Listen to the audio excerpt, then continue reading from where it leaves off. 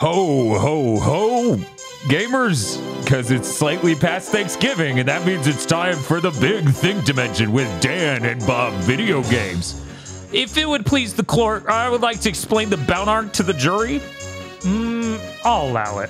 Chris Wolfhard. A dead diplomat, just what I wanted. And Dr. Aggro. Betrayed and left in Niceville. Here on GigaBoots. You ever worry that one of our listeners might have shown up in national news? I am genuinely worried that we're going to get mentioned in an official court proceeding.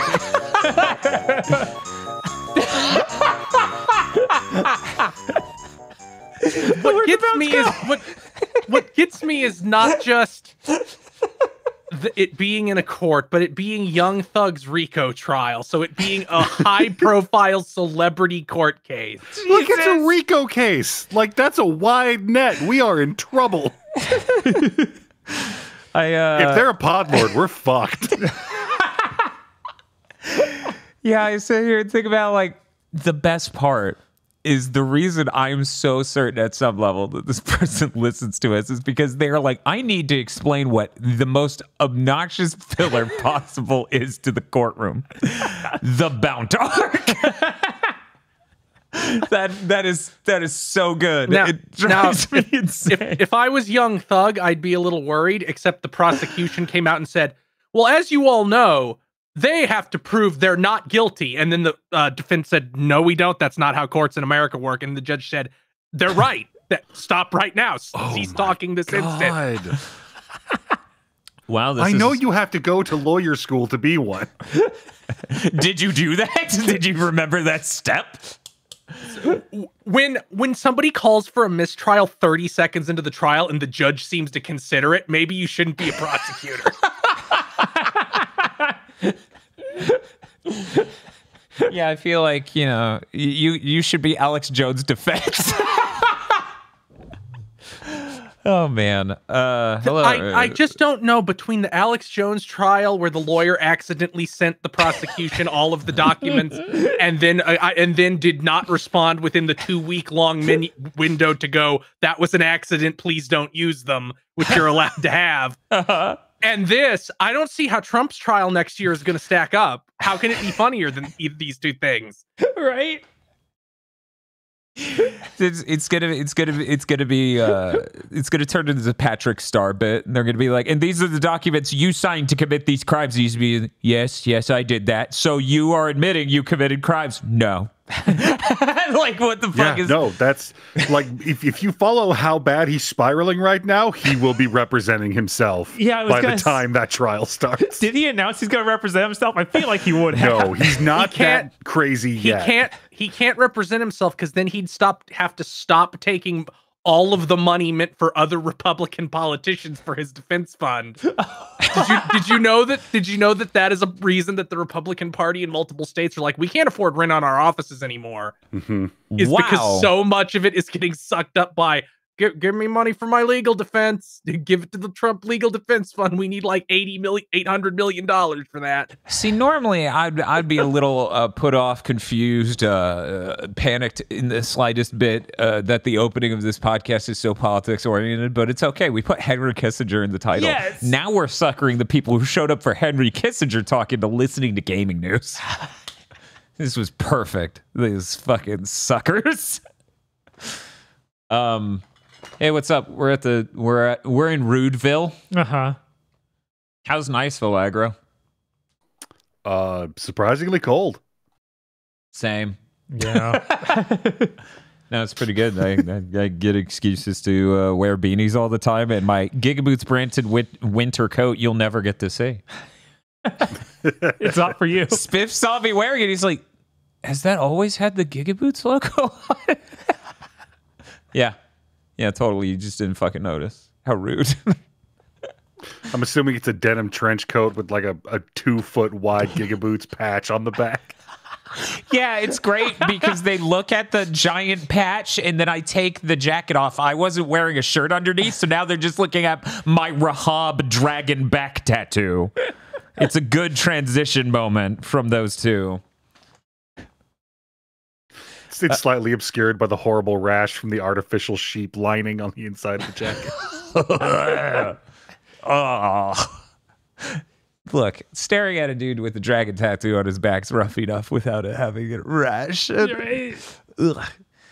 You guys would maybe get a better view of the studio we're in, but it's still coming together. In fact, I'm using a baby desk right now. It's terrible. I can barely fit a keyboard, an audio interface, 2 speakers, a mouse pad, and the audio recorder on it. It's just barely squeezing it by. In fact, I don't have a second monitor set up. So if something goes fucking wrong with something else in Big Think today, something else that's not even recorded. If the first thing ever goes wrong in this episode of Big Think today, because that's not canon, then I'm blaming this lack of a second monitor, for me to work. And we still have the chat monitor. So anytime you see us look down condescendingly like this, know that we're judging you. We're like, oh, they're talking about the drive jacket. They put the Akira jacket up on the Crunchyroll store. It was $450. Yeah, just go to Etsy. Just go to Etsy and find someone who ripped it off. Yeah, but this one might be made of really good quality stuff. No, it isn't. Nice. Not a chance. There's only one way to find out. Now it sounds like a business expense because it's for content. It's probably sold out already anyway. Yeah, probably. Probably. God, you know what would be worse than seeing some guy out in public with the Akira jacket and thinking, damn, that's so cool, I want that. Seeing somebody my size out in public with a custom Akira jacket. Like, fuck, there's 2 jackets over there, that selfish son of a bitch. And then you take off the jacket. I have a tattoo of a denim trench coat with a GigaBoots patch. Now I'm just looking at Etsy jackets, and some of these go pretty hard, like the guy who just put Vincent Van Gogh's Starry Night on a bomber jacket. Bitchin'. Yeah, I can't turn that down. That's pretty good. I didn't really play a whole lot of video games. We've been moving nonstop since Big Think ended last week. Literally from that moment until now. 9 days straight. There was a Thanksgiving in the middle. There was. But aside from that, it's been nothing but moving. Hey guys, if you ever see anyone say the sentence, why don't they make CRTs anymore?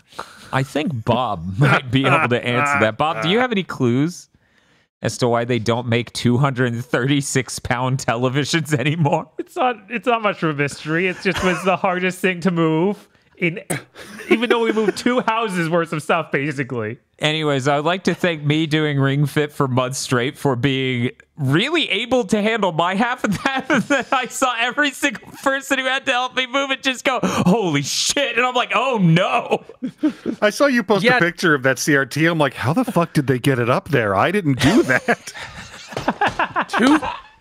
230 pounds is a lot. It's a lot, yeah. Especially when it's a cube with rounded edges. Yeah, there's so it's not like place, there's good spots to hold it. There's one place to stick your hand on the backside, and it's the smallest groove of like maybe, let's say that deep. Yeah, whoever designed these handles is a menace. Like, this could be well designed to hold. It is not. For some reason, no one ever did that with CRTs. I have no idea why. It's like, hey, should we have ridges anywhere on it to grab? No. You know, it makes me think of like, okay, I got to lift this water heater up to where the water heater goes. It is a cylinder.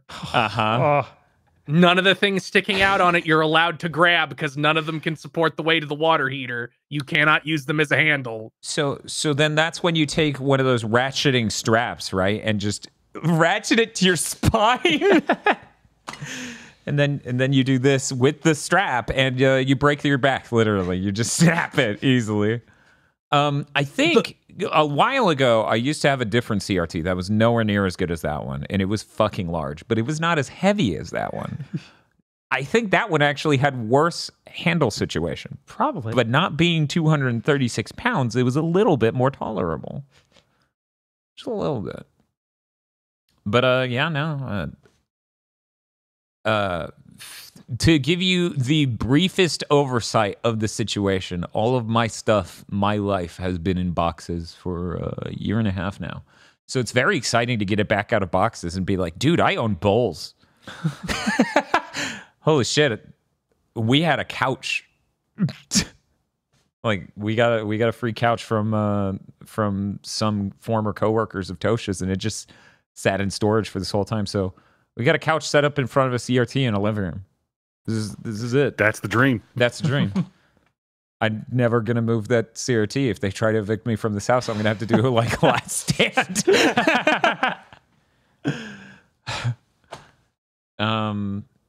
But yeah, no, things are slowly coming together. In future big things, assuming, you know, trying it out, it works out. The idea is we'll each have a dedicated cam, but currently we're being shot and cropped from the same camera.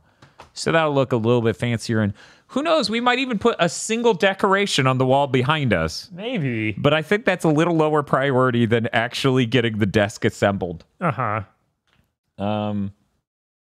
Speaking of which, yeah, we left shit in Niceville, so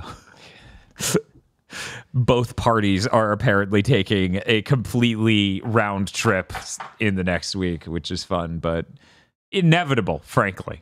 Yeah. Like, I never entertained, we'll get absolutely every small scrap of thing. Uh-huh. Because for fuck's sake, I moved up here and then realized, oh, I need one more thing. Shit. Where's the headphone splitter? Luckily, every single thing that went into Big Think was here, except for one thing, which is kind of funny. I don't know where the SD card holder is, so that's a number of SD cards that might have just gone. But there's an SD card in the Mix Pre, and it can act as an interface, so we're still fine. And we didn't lose the camera SSDs, thank God. That actually would have been expensive to replace, like, all of these. Fuck that. That would have sucked. But yeah, everything's fine. Oh, and the internet's bitching. Like, God, is it bitching? It's 1 millisecond ping and 2.4 gigabits up, and down, which it would be faster if I had network hardware that could even cope with that. Good for you. Yes, good for me. But yeah, this is weirdly enough, like, since only a year or two into GigaBoots, moving to a place with this quality of internet's kind of been a goal, so it's kind of crazy to finally be here and be like, yeah, we can just upload high-quality video and it doesn't take for fucking ever. You know, at Bob's house numerous times, I just fell asleep in my fucking chair waiting for an upload to go because I had to be there when it finished in order to do some extra steps. So, luckily, one, this is my house, and two, the internet's fast enough where that won't take that long. So, that's pretty... It's looking pretty hype. Also, I have this box cutter. It's pretty cool. I'm just going to play with it all throughout Big Think. Hope nothing bad happens. Right.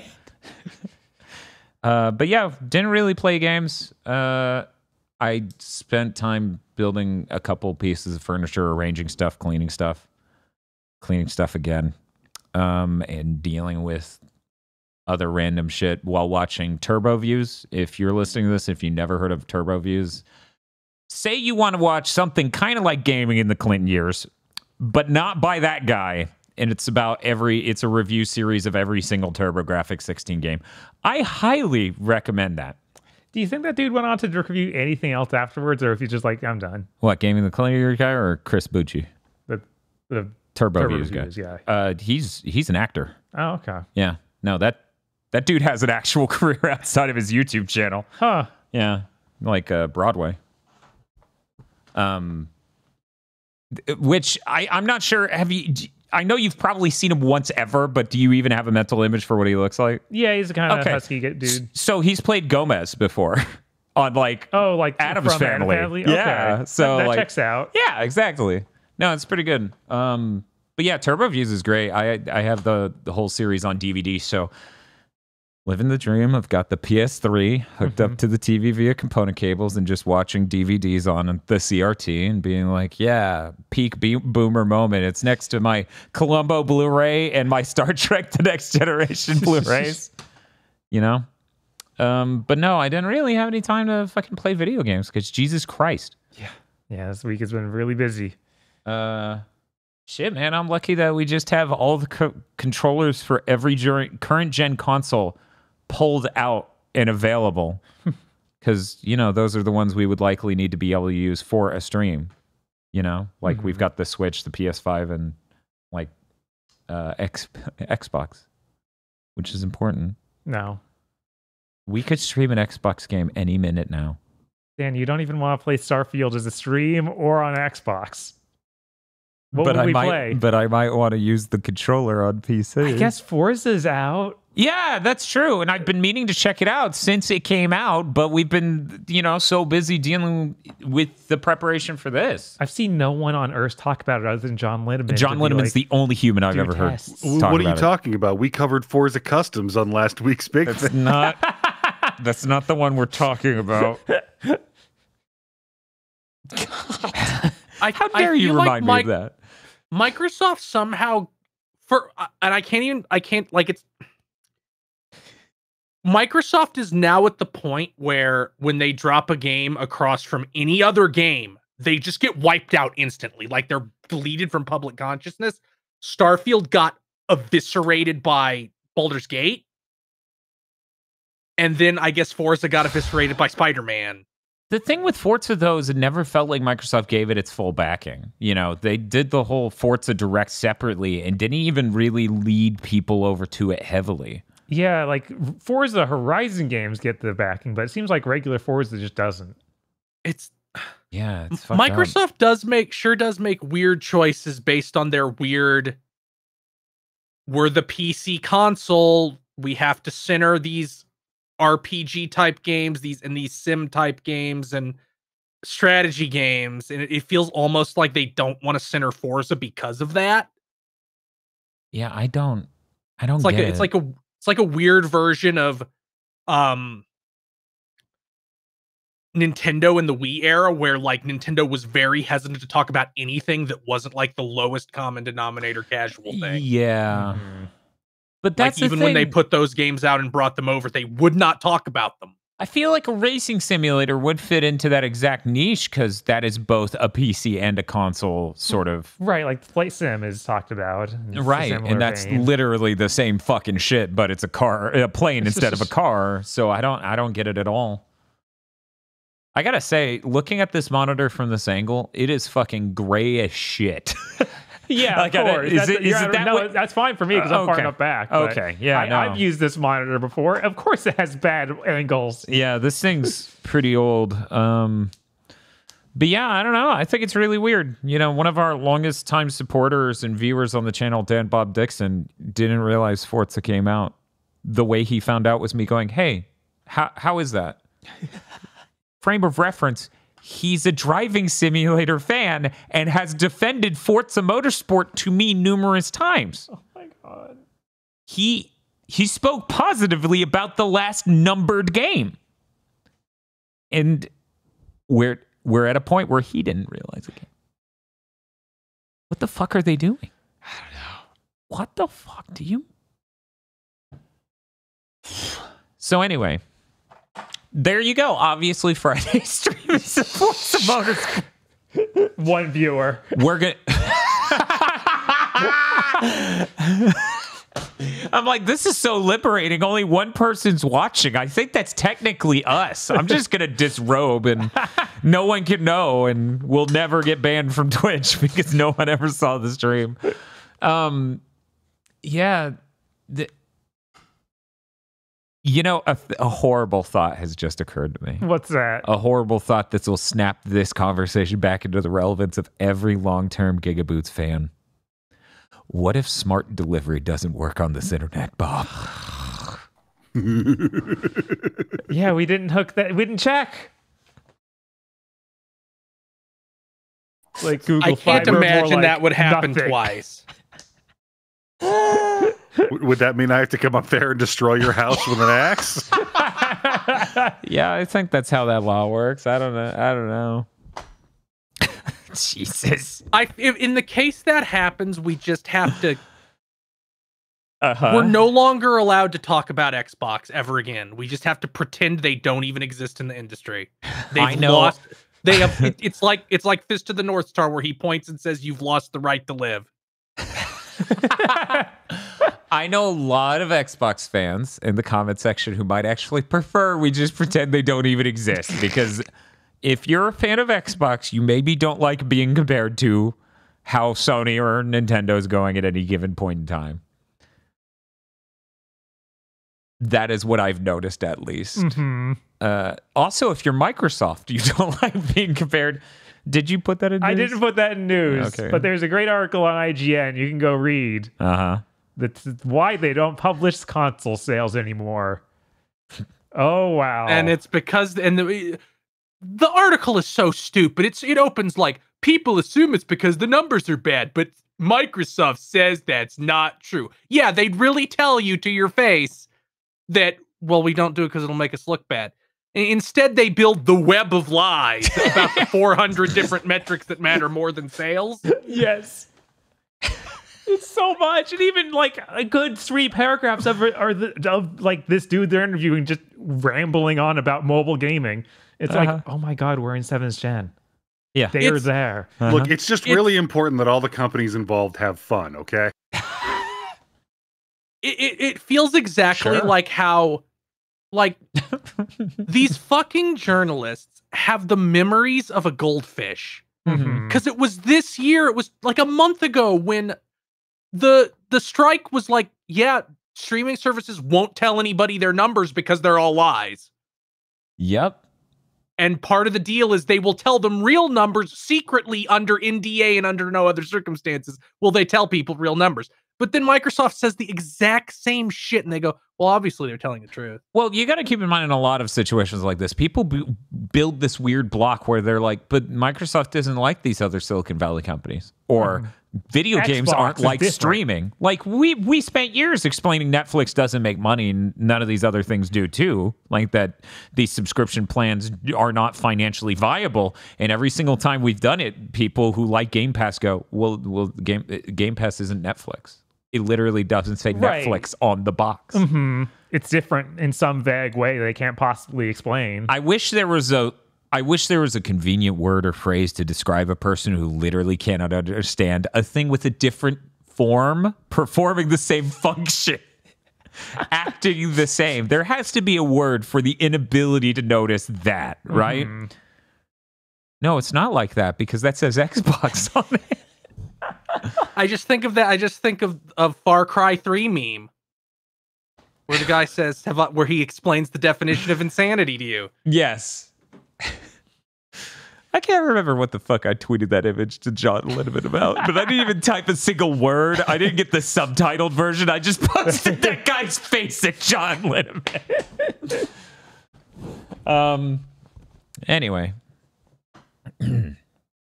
So my estimation is in the next week, things will actually solidify here. And then we really get to do the grind for Game of the Year. You excited, Bob? Of course.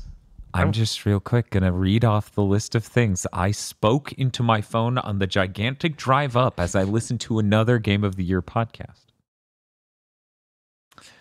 So there's obviously WarioWare Move It. Oh, yeah. There's Starfield, of course. There's Star Wars Jedi Survivor. There's Pikmin 4, as my phone understood it to be. I got to play more Final Fantasy Theatrhythm, of course. All right, that was this year. I also got to play it. I need to play more Walkabout Mini Golf VR because it's hard to review a game based on one course and fucking missed. Because that scale seems heavily skewed in the it had favor. missed Game of the Year. Thinking about it, there's also the 7th Guest VR I need to finish out. There's that tennis VR game that people are like, I wish the online was better. And I'm like, I kind of just want to play tennis, bro. Is the AI good at all? That's all I care about. There's Escape VR and there's some other VR stuff. There's the making of Karateka, which I definitely want to check out. And my phone spelled that. The making of.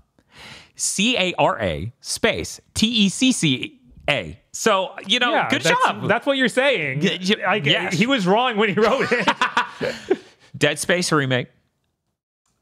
What is that supposed to be? I literally hit the first one where I'm like, Bob, audience, Do you know what Starro Should 2 remake? Yes.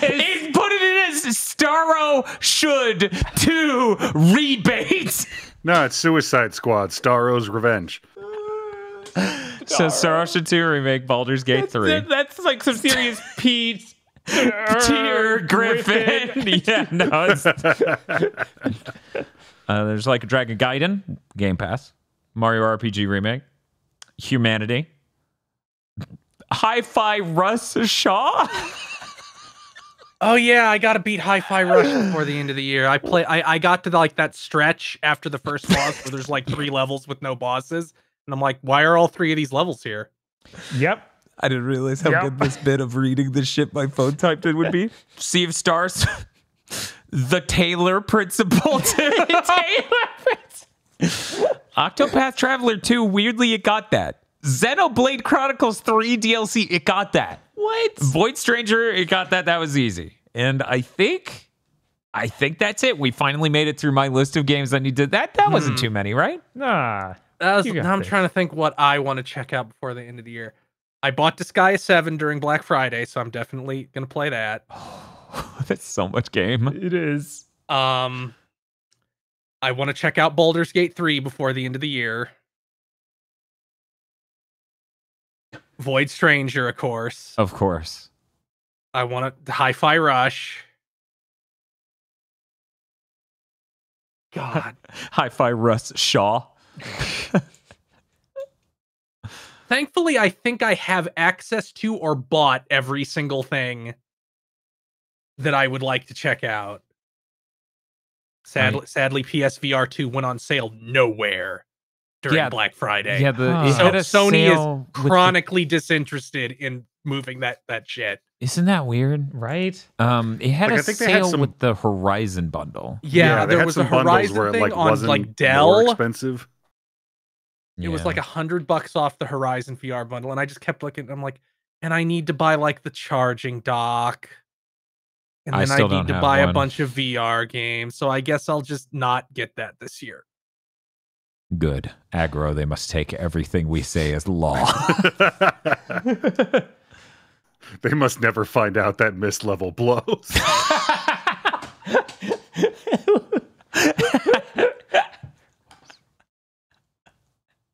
Oh, man, Fox is like, gotta play Avatar next week. Fox is golfing with us. He's like, yeah, this is really cool. This is great. Okay, I'll play this again with you. Uninstalls. Oh yeah. There's that happened. Apparently nobody noticed because I posted on Twitter like, dear 25,000 followers, am I in a bubble, or is nobody talking about how that Avatar game comes out in 7 days? And everybody went, I didn't even know there was an Avatar game. Much less that it was coming out in 7 days. You know what's great when you're a company that lost $500 million in the last financial year and every single project you have is on fire and you have twice as many employees as any other publisher in the enemy industry? Your giant 6-year in development IP game landing soft. Yeah, that'll go well. Because if nothing else, Hogwarts Legacy had the shitstorm around it that surely contributed to sales just by making people who would want to buy it aware of it. Mm-hmm. I get people who could give less a shit to buy it as a cool moral stance. Like, do they think, well, we'll run a big trailer during the Game Awards, it'll all work out? And it's like, you're braver than me. At this point, I think they're just angling for a better position during the bankruptcy trial. Jesus. Yeah, I have to wonder. How that's going to go for them, because is Avatar, if they made a game that is like a 9 out of 10, I bet it could move some serious copies. Mm-hmm. There's going to be there's a timeline that's absolutely possible where that game comes out and people are like, it doesn't give you cholera, and then it sells like hotcakes, and PS5s move, and Xbox is like, no, what are you doing? Phil Spencer painted himself blue. Buy our system. It's so hard to. Like, I didn't expect Hogwarts Legacy to do anywhere near as well as it did. Mm-hmm. But at the same time, that game was also everywhere constantly. And this game is nowhere. And I feel like the Jim Cameron sleeper agents that activate whenever a new Avatar movie comes out and goes and makes it gross $2.5 billion. Mm-hmm. I don't know if they own next gen consoles. They will the moment Jim needs them to. I don't think Jim cares. I think Jim's off going like fucking. No, I'm making Battle Angel Alita 2 over here. Jim's like, I didn't give the license to Avatar to make a game out of it to Ubisoft because I gave a shit. I did it so that I could make Avatar 3 look more like reality than reality. You gotta. I don't think Avatar 2: The Way of Water is very good as like a film, but every other second I was like, how the fuck do you make something look this way? Like, I'm looking at a blue cat person and I'm like, that's real. Jim Cameron made that. Which is funny because I hadn't seen Avatar 1 in high quality. I watched them both pretty back to back. Avatar 1 looks better than any movie made in the past 20 years. Yeah, Avatar like 1 looked absolutely nuts. And then Avatar 1 looks like a PS3 game compared to Avatar 2. And Avatar 2 makes Spider-Man 2 on PS5 look like a PS3 game. I thought he was going to say the Sony Spider-Man movies. Man, do they have an alleged ETA on that third Avatar movie? Because I feel like... I think it is supposed to be Christmas of 2025. That shit ain't happening. Yeah, I don't believe it until we get closer and we see a trailer. If it was 2024, I'd be like, he's doing it. Jim's got my back. Because here's my thing. It got pushed. It got delayed a full year, I think, because of the strikes. Because he couldn't start on it. Here's my thing. I want to go back and watch Avatar 1. Right. And I want to watch Avatar 2, but I feel like the ideal way to do this is to watch both of those right before going to a theater and watching Avatar 3. I mean, it's not like it's a truly, like, there's supposed to be 5 of these. So, right, but we're not going to see like an ending to this large chronicle. But it'll feel like a moment. I will have made a mountain out of an anthill. Now, Dan, I'm going to tell you why you shouldn't do that. Okay. Avatar 2 is basically the exact same movie as Avatar 1. Yeah. No, that'll so be I great. don't think wanting to see three-hour movies that are all ultimately the same movie in a row would be very desirable. You know, also, apparently James Cameron came out yesterday and said, we're getting that movie out Christmas 2025. I wasn't serious. I didn't like put boots to the ground on Avatar 2 for several years. We're getting this shit out. Look, every episode of Columbo has Columbo come in and own a rich guy. And Columbo's great. So obviously Avatar is just the Columbo of blue cat people. I'm actually a lot more excited that all of the old James Cameron movies are finally coming to 4K next year. Yeah, that's nuts. Yeah. I'm so jazzed. I can't wait to have True Lies on 4K Blu-ray. I've been waiting to watch True Lies because every time I think about doing it, somebody's like, it's still not on 4K Blu-ray. And I'm just like, well, shit, it'd be stupid to watch it on Blu-ray now, and then the 4K Blu-ray comes out next year. And you know what? When I said that this year, I was right for once. Speaking of 4K Blu-rays, hey, the Oppenheimer Blu-ray is sold out fucking everywhere. hey, Best Buy, maybe you're really stupid. Maybe you're really, really stupid. Maybe you would have seen better sales on those steelbooks if you didn't make the worst art for them in the world.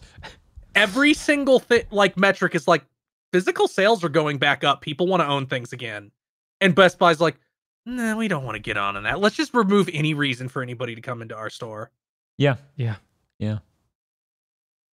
I really think between Barbie and Oppenheimer and like a couple other movies that came out that were just that style of movie where it wasn't like a big superhero movie. Yeah. Yeah, it just felt like a real movie was made. It just felt like a real movie, like a movie from the 90s, whether it's a character study, a biopic, whatever, or a fun branded fucking thing. It feels like we're effectively communicating to Hollywood like, no, people want to watch fucking movies. Can you make a normal fucking movie? I hope this trend continues because it feels great, man. Well, I see Bob Iger lose his mind even more. Who? Bob Iger, Oh, yeah. Oh, man. Could you imagine? He's just like, but it's it's Iron Man. It's Robert Downey Jr. You love this.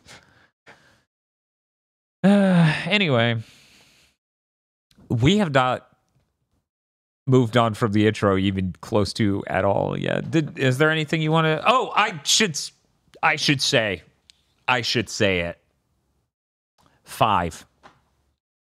I've had 5 cheer wines since I got it down. One of them was a 32-ounce cheer wine. It was so fucking good, you guys. Holy shit. Holy shit. It's so good. I was like, it's not going to be that great. It's so good. It is dangerous. It's so fucking good. Plus, you know, not being in one of the southernmost states, Florida, we are thusly closer to places like the homeland of cheerwine. Mm-hmm. So we could maybe sweet talk them into a factory tour or something. Maybe we can get some sort of pilgrimage out there. Yeah, we can do a holy Mecca or whatever they call it. Travel to the homeland of people who enjoy good cherry flavored colas. I realized something the other day though, drinking the Dr. Pepper Zero Sugar Strawberries and Cream. Uh-huh. It's really similar to what Coke Zero used to taste like. And that only occurred to me the other day. And I'm like, fuck.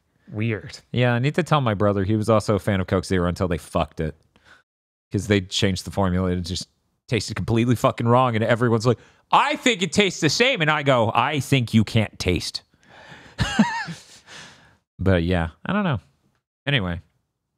Yeah, GigaBoots X Cheerwine. Yeah, we'll do a Cheerwine rap. That'll win the hearts of gamers everywhere. That's something everyone can enjoy. Now for something everyone can enjoy. But yeah, I think that's everything I wanted to say, Bob. Yeah, I didn't have time to play anything either because of the move. You didn't? Yeah. I had my analog pocket set away in my bag for easy access in case there was nothing. No, there's no moment. Not one. I got to try a chain, bagel chain, Bruegger's. Yeah. Allegedly New York style bagels. Now keep in mind, I've never been to New York. Please, if you're a New Yorker, calm down. Calm down. Voice your opinion in the comments, but Bruegger's seemed all right. It was like, yeah. I thought you said burgers. Burgers seem all right. Dan, let's not take such strong stances on Big Think. You're bringing some real controversy to the podcast. Yeah, Burgers was pretty good. Yeah. If you have one near you and like bagels, go ahead and try it out. Where we came from, there was a good bagel shop. Then they shut down. I really miss Not Just Bagels. They haven't been over the bridge since like 2013. I thought they just kept moving locations. No, the lady who owned it just stopped. She was done. Huh. Yeah. Sucks. But yeah. Anyway, next journey's to fucking New York to try their, what do they call it? That bagel sandwich with the salmon and lox? I think that's right. Okay, yeah, we got to try that out. Because YouTube fed me a video where 2 cryptids ate it, and it was one of the weirdest videos, and it's for like one of these large websites too. Mm-hmm. And one of them is acting in a way where I'm now convinced somehow, despite the time difference of when this person would have had a video career and when Comedy Bang Bang would have been a thing, that Scott Aukerman's persona on content is making fun of this man because he is so strange. Anyway, hey Chris. What have you been up to / what have you been playing? Well, I played Earthbound. I decided that's a good Thanksgiving thing to play is Earthbound. So I did that. Mm-hmm. Man, the back half of that game sure isn't as good as the first half of that game. They sure get bogged down in a lot of old RPG. Yeah, you better kill all these guys on the first turn because every one of them can like go back in time and kill your parents before you were born. Possibly literally in Earthbound. Many parts of that game are deeply satanic where it's like, yeah, I'm going to give everybody in the party the status effect. Okay, how do I get rid of it? You leave and you go to the strange man in the lobby of the hospital who will cure you of demonic possession. No item or spell will cure demonic possession. You have to leave and go to him. I remember RPGs doing that. Also, it just kind of like not runs out because it actually Earthbound is like stunningly constantly putting you in new, very different looking places for a Super Nintendo game. It's like bizarre how low fidelity for a Super Nintendo game that is, yet it's still on a 24 megabit cart for one. Mm-hmm. Like it's big. But they sure do go, okay, you have like a full party full of things now. Every dungeon's now really long and full of guys. Yeah, that's how you make an RPG. I don't. And you think the bosses would be tough, but no. So I just go, Jeff, use the multi-bottle rocket, Jeff. Yep. Use the multi-bottle rocket that does 5 times as much damage as anything else in the entire game. Okay, one of those and the boss is no longer there. Because I got a lucky roll and it did 2,400 damage. Isn't that what Jeff does? Is this trophy in Smash Bros? Yeah. Okay. They know. Yeah, the way the multi-bottle rocket works is Jeff can use certain tech items. Like the bottle rocket, the big bottle rocket, and the multi-bottle rocket. The multi-bottle rocket just uses 30 bottle rockets. Like internally. It counts as one item, but it internally rolls for 30 bottle rockets. Yeah, I so mean, each one of those that hits does around 100 damage. What?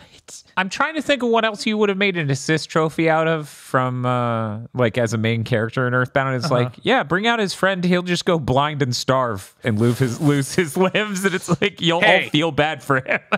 I mean, in Pooh's defense, they did literally have to go. He taught Ness Starstorm for Smash Brothers because Pooh is the one who gets Starstorm, not Ness. That's true.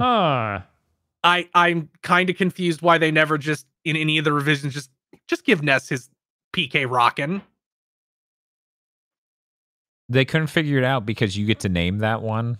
Like you get to name the biggest attack. But you also get to name Ness. Well, look. They could use a default name for that. The other thing's too personal. They don't want to add Pizza Omega to the game. They should though. A lot of that game sure is a lot more parsable as an adult. Yes. Where you go into the thing that the part I hated as a kid that I despised. Go do an item trading mini game in this dungeon with monkeys. Yep. So you can get the trout yogurt machine. Yep. This is the origin of the Gibdos want the beans. One thing that was not any easier this time is the fucking clumsy robot, the worst boss ever put in an RPG. Here's what first of all, the clumsy robot is a boss fight in a segment where one of your party members is kidnapped, so you only have 2 instead of 3. The clumsy robot is immune to all of your good damage dealing abilities at this point in the game. He's just immune. He just doesn't give a shit. None of that shit works on him. And he has a 5 in 7 chance to do nothing. But his 2 attacks are one deals a horrible status effect. The other just kills somebody. Now, is it an instant kill or is it just so much damage? It is so much damage, which means you can, if you mash really fast, use the rolling counter to heal the person before it gets to 0 and save them. Yeah, because as I said, all damage in Earthbound has to increment down on the health bar, which is a really neat concept. It is a really neat concept they use in some evil ways, like this enemy explodes and deals colossal damage to everybody. Better kill them last. So the battle ending cuts off the roll down. Oh my god. I never thought of that. Jesus. But the clumsy robot can deal a psychotic amount of damage. And he has, and I hated this so much. When I found out the truth about it, I was fucking furious. Okay. The clumsy robot has a move where he goes, the clumsy robot ate a bologna sandwich. Mm-hmm. His HP was maxed out, which is what it says when you heal somebody up to full. It doesn't heal him at all. The game just lied. What? So you're getting your ass beat by this goofy little thing that can randomly kill you. You do some damage to it, and it appears to heal to full to make you shit your pants, but it actually doesn't heal at all. More DBZ characters should have done that. They should have eaten a ham sandwich and been like, I'm at full health, Goku. I'm fully restored. I got my Zenkai boost. You should just give up and not keep beating the shit out of me. And then when you deplete his health, the Blues Brothers run in to resolve the boss fight for you. So, do you think the Switch 2 is getting a Earthbound remake? At some really weird visuals. I thought a lot about what I would want an Earthbound remake to be playing through it this time, where it's like, you need to, if you add too much quality of life features, you ruin it. No, it's true. Like, I know a lot of people are like, you should make it so the teleport doesn't require you to run really fast. That is important. That is important. That's the single most important thing in Earthbound to me. The single most important thing in Earthbound to me is the teleport is insane and it wants you to run for a set amount of time. And if you clip into a wall, it goes, and then you lost that MP. It doesn't take very much MP, to be fair. By the time you get it, you can use it like 80 times before needing to restore MP. But it's still just an extra level of shittiness, like on top of it. And whenever you teleport somewhere, it starts you in it lands you in a place perfect for leaving. Like it lands you on a landing strip. Oh, yeah, I did notice that about 2 of the locations, but the rest had completely escaped me. You know, assuming there's a couple spots where it's like, we included an NPC to show you how to curve around objects so you can get it done in this specific location. But I thought about it and like, I'd like them to make it so your equipment didn't have to be in your inventory. Like equipment you were wearing didn't have to use up inventory slots. I'd like to be able to buy more than one item at a time.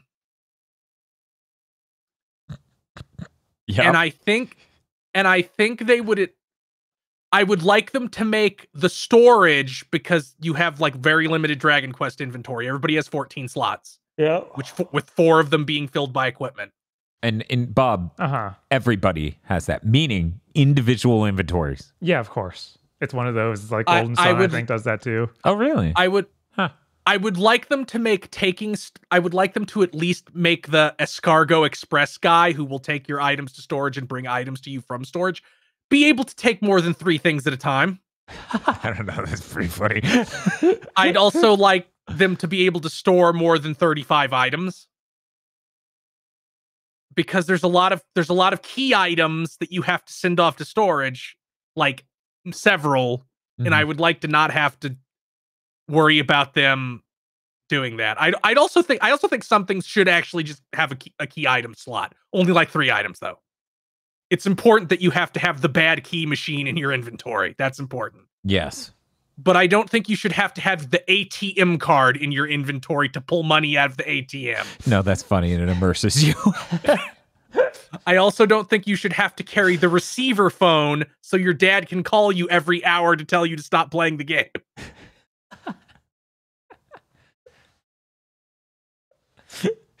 I'm reading a comment in chat. It's role playing.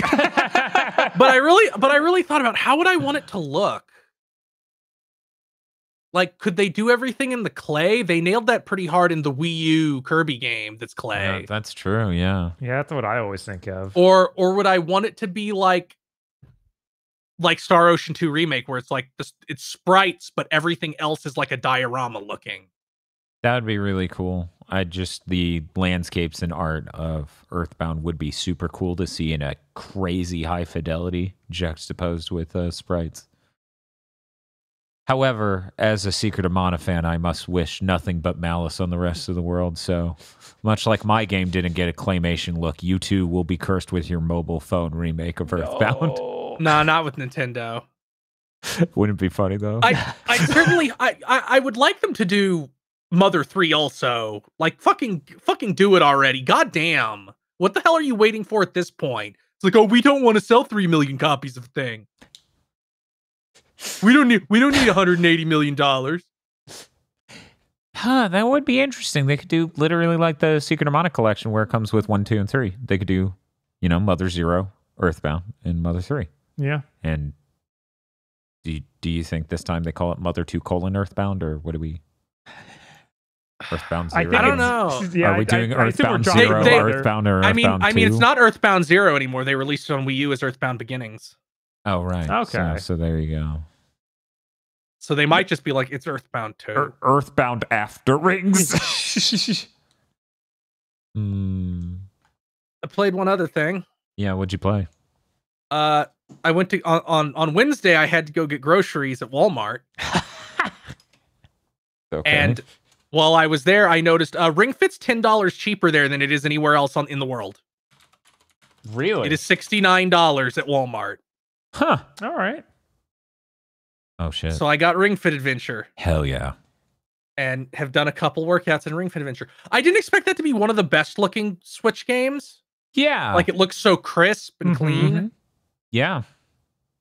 I did a poor job of stressing that. I literally didn't talk about it once during my months of playing it. They also have really, really good character designs on top of how visually intense they do. it is. I really hope the Switch 2 just juices the performance of that game, locks the max res the whole time. That'd be cool. I didn't expect Ring Fit to have hands.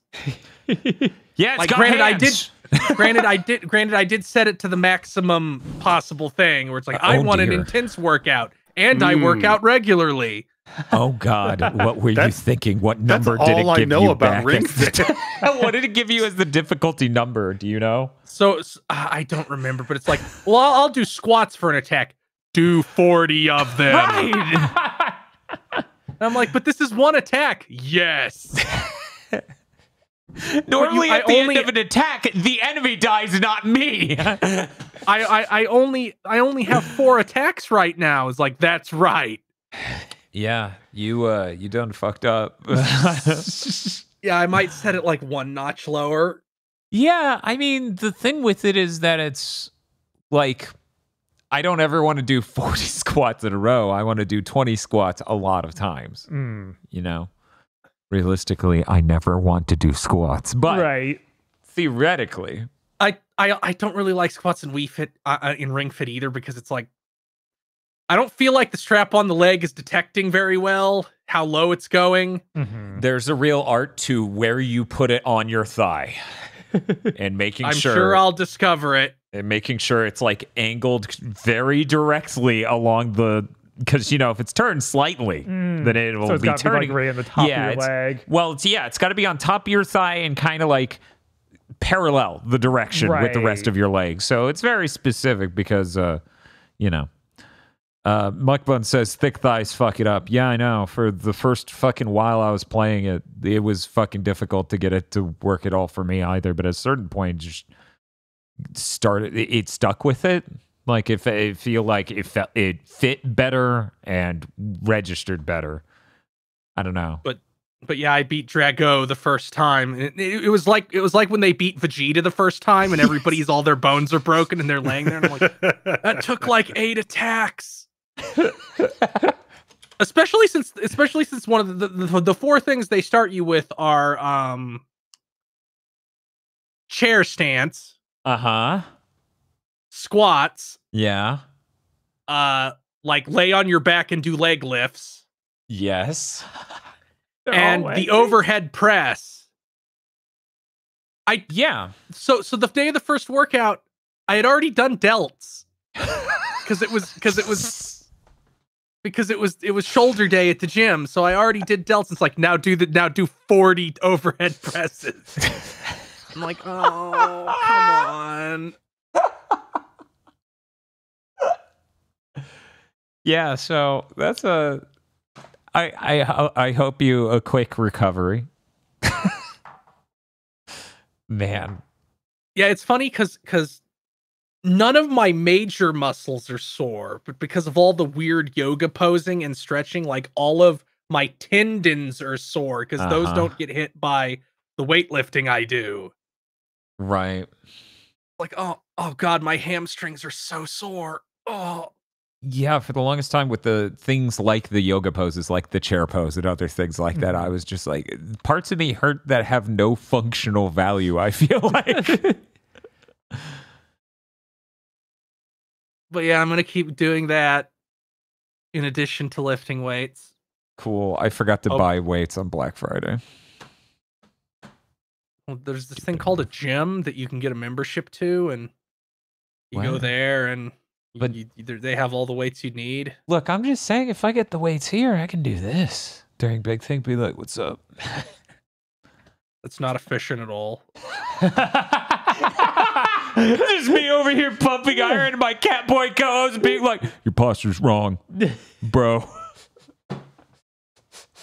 What are you doing? You got to lower it the whole way. What are you doing? I did not play anything else. I played through Contra, but it's Contra.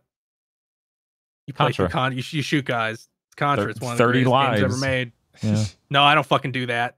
Oh, 1 second. We got ourselves a badass.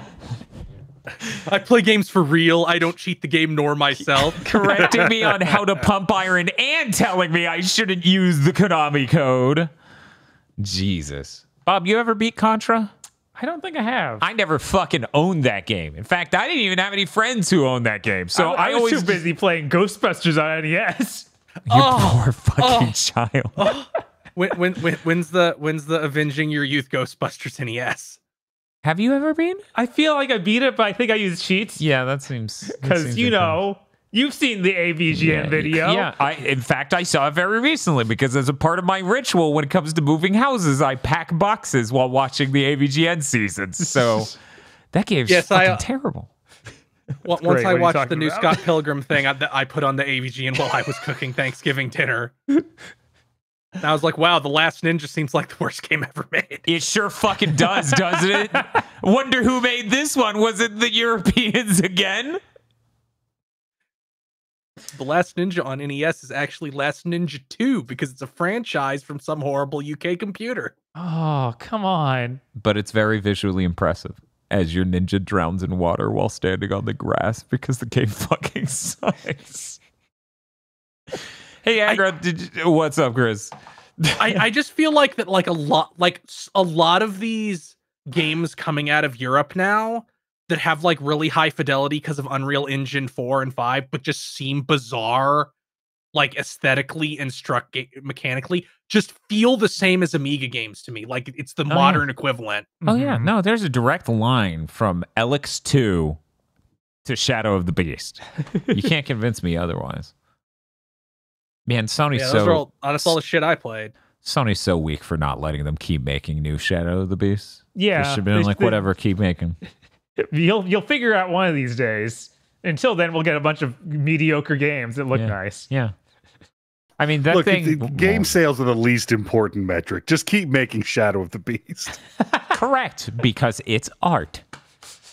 I watched the Turbo Views review of Shadow of the Beast on PC Engine CD today, and God, that is a fucking good version of that game. Because we watched some Turbo Views, we did boot up some of those TurboGrafx games. That's and play true. Those. I should have said, once again, I'm living the dream. Next to the PS3 hooked up to the TV is a Mr. console hooked up to the CRT. So we did boot the Mister and play some random games with Spiff. What was that shooter that was one of the first ones to launch on there? Blazing Lasers, I think. Blazing Lasers, yeah. That was very disappointing compared to his review. His review made it sound like it would be incredible, and it's like, this is okay. This is a passable shmup. Dude, you just need to chug every shmup on the PC Engine, then you'll understand. You'll get it. I just legit blazing bullshit, and I'm like, thank you, AVGN. Didn't realize you were in chat today. Hey, Aggro. Hang on, I'm looking to see if anybody's ever made a video game with money from the NEA. Doesn't look like it. What's up? What you been playing? I picked up a bit more Honkai Star Rail. Oh shit! I gotta check that too. Yeah, I guess that qualifies for Game of the Year, doesn't it? Mm-hmm. Oh, come on. Come on. Come on. Come on. Come on. Come on. I don't know if I have anything additional to say about Honkai Star Rail. It continues to be Honkai Star Rail. Cool. It's got bright lights and pretty colors and keeps my attention. Although I attempted. I'm like, oh, you can play that game on your phone. Maybe I can download the phone app and play this game also on my phone. Like when I'm at work, that would be a fun and novel experience. But I fucked up. Oh, you see, I downloaded the phone app, and I'm like, okay, there's nowhere to like link my PlayStation account. Maybe, oh, you know what? I don't think I have a Hoyoverse account, so I'll just sign up for one of those and then link my PlayStation account. Oh, No. See. I'm like, link PlayStation account. It's like link in game. I'm like, oh, okay. I guess I have to link it in the game. Maybe it's a security thing. So I get off work and I go home and I pull up the game to link it. And it's like, hey, yeah, you can link, like put in an email that has never been used to make a Hoyoverse account. yeah. Like, why can't I link an existing one? Because fuck you. That's why. I'm like, okay, this isn't a big deal. I just need to delete that account that I made. And then I can like recreate it linked to my PlayStation account. So I go delete Hoyoverse account. It's like, oh, all of your data is going to be gone if you do this. I'm like, yeah, I haven't used it for anything. Just delete it. Like, okay, we'll delete it. But just in case you change your mind, we're going to hold on to it for 30 days.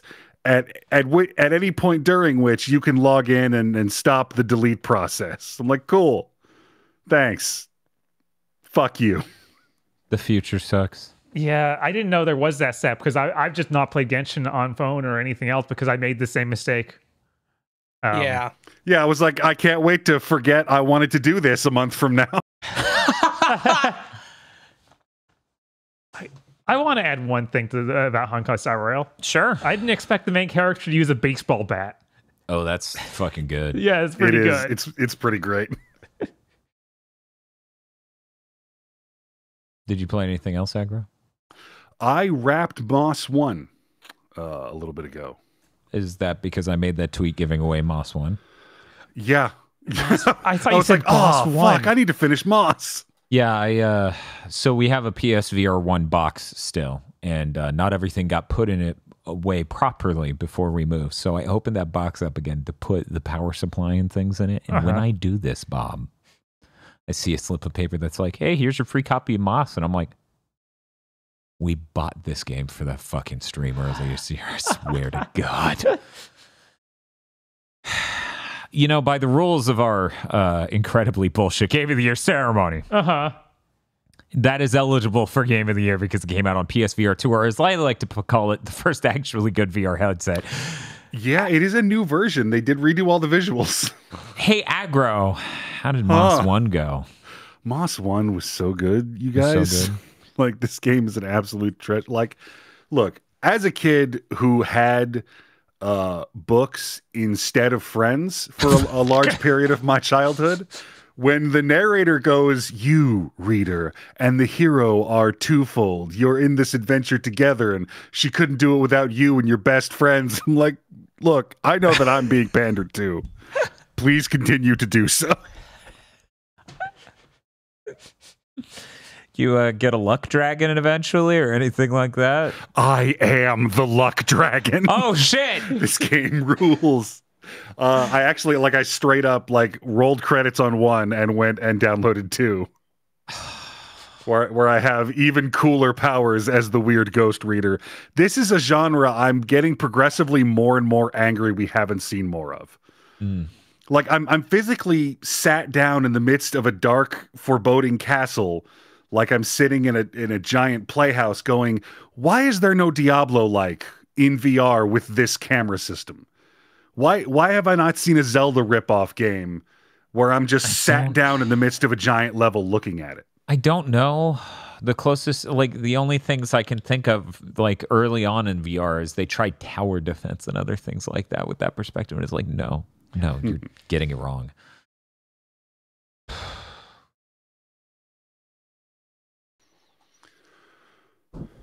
Aggro needs to stop reminding me of games to play for Game of the Year. Yeah. Yeah. He needs to stop because I was already like, oh, good. I'm finally up here. I can catch up on Void Stranger. Then Aggro's like, distraction with an adorable animal. And I'm like, shit, fuck.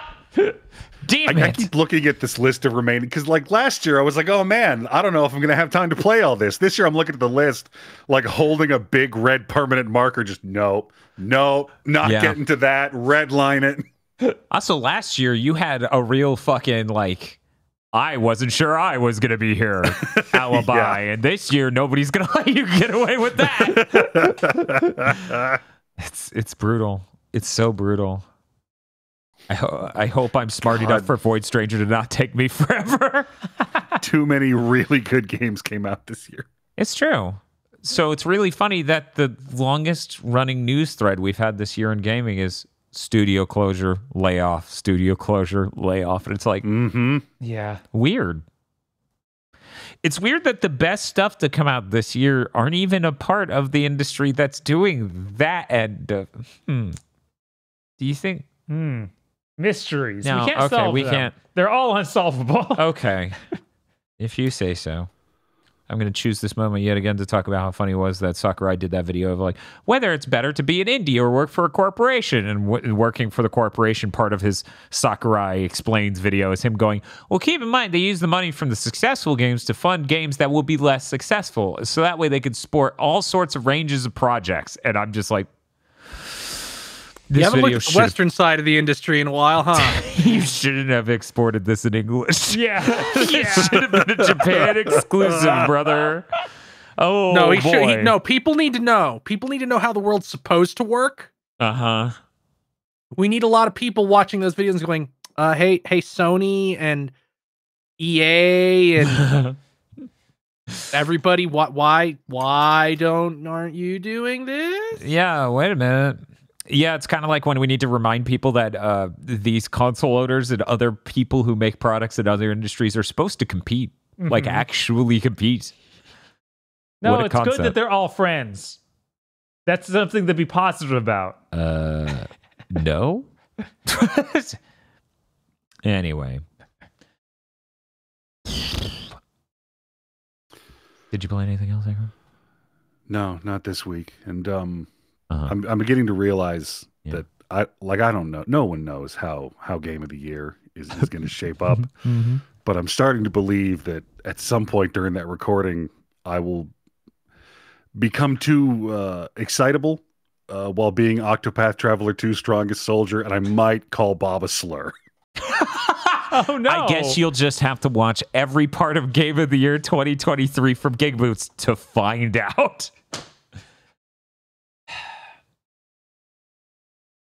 You know who'd never do that though, Bob? Who's that? Well, I mean, one of them had categorically inaccurate. I mean, one of them literally put a terrible Bleach character on screen and then said that was you. But that aside, the Podlords. Oh, fuck. Oh, fuck. Just get a little excited over here.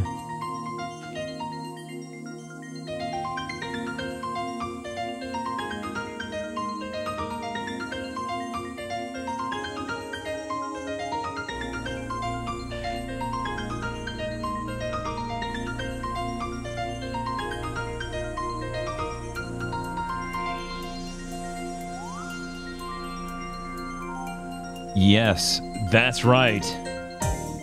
The Podlords. Podlords such as...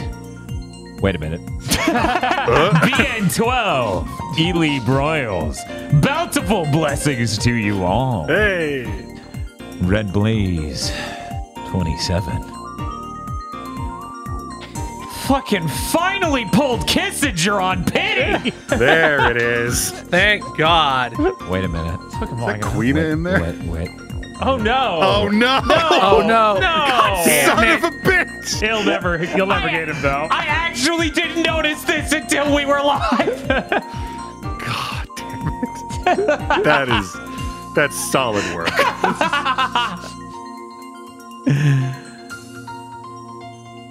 My master told me men enjoy receiving this kind of gift. No. Oh. Your master lied to you. 101 Shades of Wonderful Remastered. WTF, Spider-Man. Mr. I like spam. Reject Padoru. Embrace Doro. What the heck's this? I don't know. Yeah, I don't know. Cooper Tank is getting called out way ahead of schedule. This setup sure isn't ready for us to do shit. Shiny Mew. Kristen. More than you could ever know. Kyle Bjork. I hate how much I want pre-sobriety M&M. Wait a minute. Wait a minute. Where did that go? Are we looping? Are we stuck in a time loop? Bob, I think we're stuck in a time loop. Oh no. Those are two There different we go. pictures. What? Oh my god. Podlords, you're driving me insane. Those are two different pictures. Yeah, they're different. Jinkari. They are identical text. My master told me men enjoy receiving this kind of gift. My master told me men enjoy. God damn it. This We is sure, better, we though. sure do cause mass hysteria. This is what going crazy feels like. My stream setup isn't done. You can't do this to me yet, Podlords. Why are you doing this to me? I guess it was a good episode this week. God. Where the fuck are we? DFW3K, in case I didn't say your name.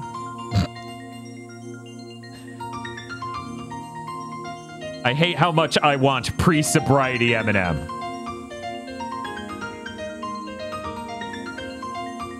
You have to be brave. Cooper Tank. Hey, look. We got referenced in a courtroom in 2023. God, the Trinitron. Oh shit, they're in the living room right now. Chat, that is almost quite literally the exact TV.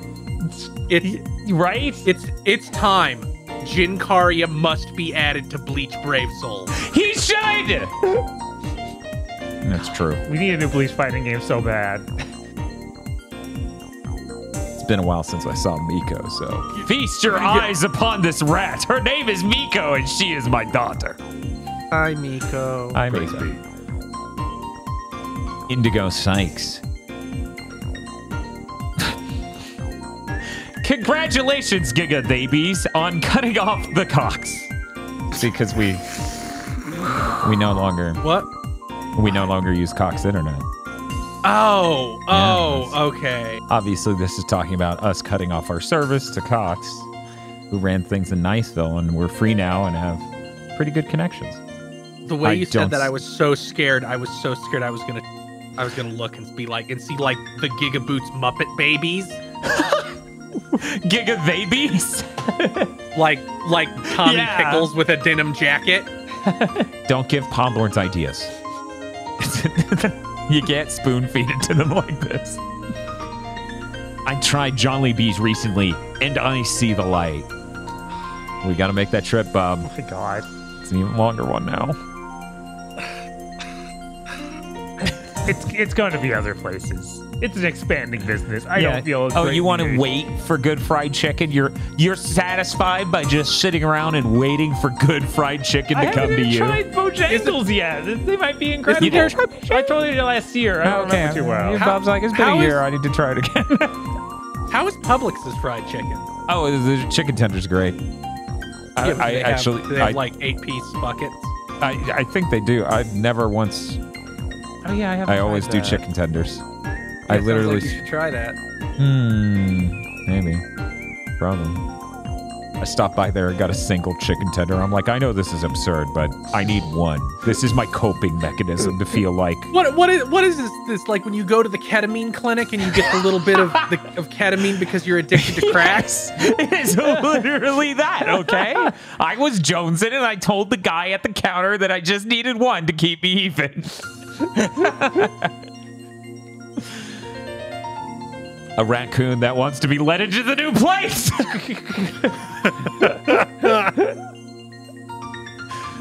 This is our fault. We're the one with the RGB lights. Raccoon was able to find us really fast. Shinji16 would like to remind you that you matter, you are valid, and you deserve to be happy. Oh. Toucan mug! Toucan mug! Toucan mug! you go to Niceville? Yeah, that does seem like something we would sell in Destin. Yeah, it does. Yeah. Southern Florida even leans into that harder because they're like, we could be tropical, you don't know. Mexico Beach had like a whole restaurant themed around toucans. Really? Yeah, so they didn't sold know. stuff like that all the time. Oh, that's crazy. And then, you know, they got flagged. And then they got wiped off the face of the planet. Yeah. Guess I'll never get to eat at the Toucan restaurant. Fuck. The Superman. Damn, Bleach is going crazy with these reveals. Oh, that's Jinkaria's weird tribal tattoo. Yeah, that's the Jokai crest. Oh, I thought that was some Kingdom Hearts shit. Yeah, it does look Kingdom Hearts Ian. It could be both. It could be. What if Kingdom Hearts took it from Jokai? It might have. What if Jinkaria took it from Kingdom Hearts? We gotta look at these timelines. We gotta figure this out. Sarlene. Timothy Pfister now understands that when you guys said Eisen with bigger tits, you meant big pecs, not big naturals, alas. Ooh. Ugh. I don't like this. Bearded Joe. Pleochrome. Karunglespum. Your Honor, Jinkaria. Death! Yeah, I saw lots of versions of Your Honor, Bleach, Death. Yeah, of course everyone else would just be Bleach. They wouldn't be like, oh yeah, Jinkaria. I know the guy. Right. I gotta tell you, this shit dropping after I had moved out of Niceville made an already off-kilter feeling situation feel surreal. I'm like, I'm not on planet Earth anymore.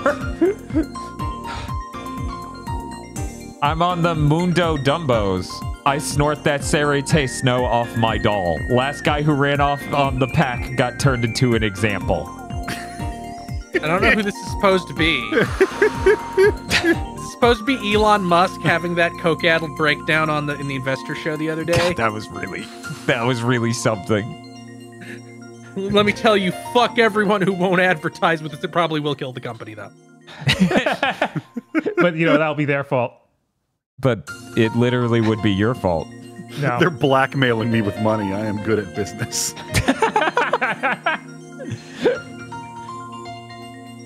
It's ironic that the Padoru meme is based off of Red Saber, aka Roman Emperor Nero Claudius, who historically despised Christians.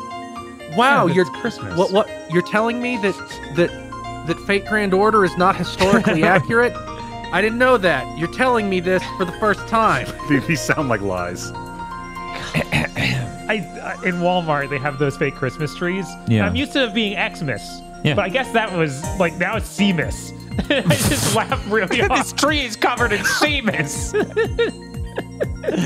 I feel like we're due for in like a couple of years for like culture to roll back in some ways and for us to get the war on Christmas shit back, like it to become mainstream again instead of a right-wing crank thing. You're gonna have a lot of like millennials our age being like, it was called Christmas when my parents were still together. It needs to be called Christmas again. Then the spell will work. You see, you can just give this kind of thing to men and they'll be thrilled. It's true. That's Cheerwine. Right? I love Easy. that. 5 times this week. It is a real good I've episode. seen it. I've seen it with a Modelo. I've seen it with a rat. I've seen it with all kinds of things. I need to watch this episode, apparently. It's vital. To avoid undead unluck spoilers, I'm now focusing on trails in the sky. So here's Estelle judging. That's what she does when she sees gay men. Oh no! No!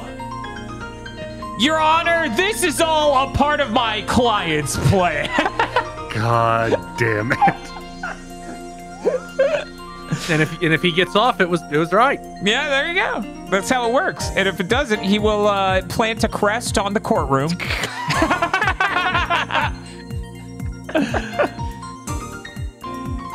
Wizard Saber, but at the beach. That's it. 16 Saibas, all of the ones currently available in Fate Grand Order for now. How thorough. Dan video games at the ripe old age of 40 when the decade of death streaming finally catches up to him all at once. Man, Yeah, you had a bad there's gonna be like a portrait of Dan somewhere in a closet that rapidly becomes younger. The person who proposed removing the various eras of Looney Tunes shows from HBO Max. Thank you very much to our pod lords. Thank you, pod lords. Thank you, pod lords. Thank you, pod lords. And if you'd like to become a pod lord, you can go to our Patreon at patreon.com/gbpodcasts.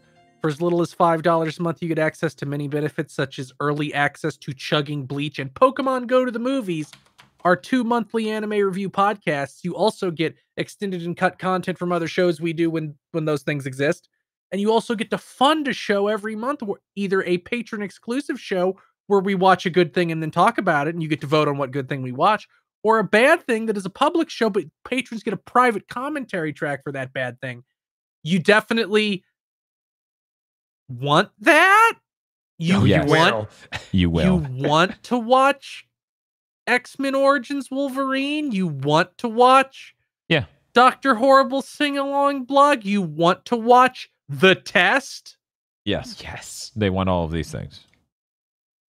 That's Hey, we patreon.com. watched it. They should too. And that's the actual thing. Yeah. Bob, you have to end the cycle of violence. Didn't you play The Last of Us Part 2?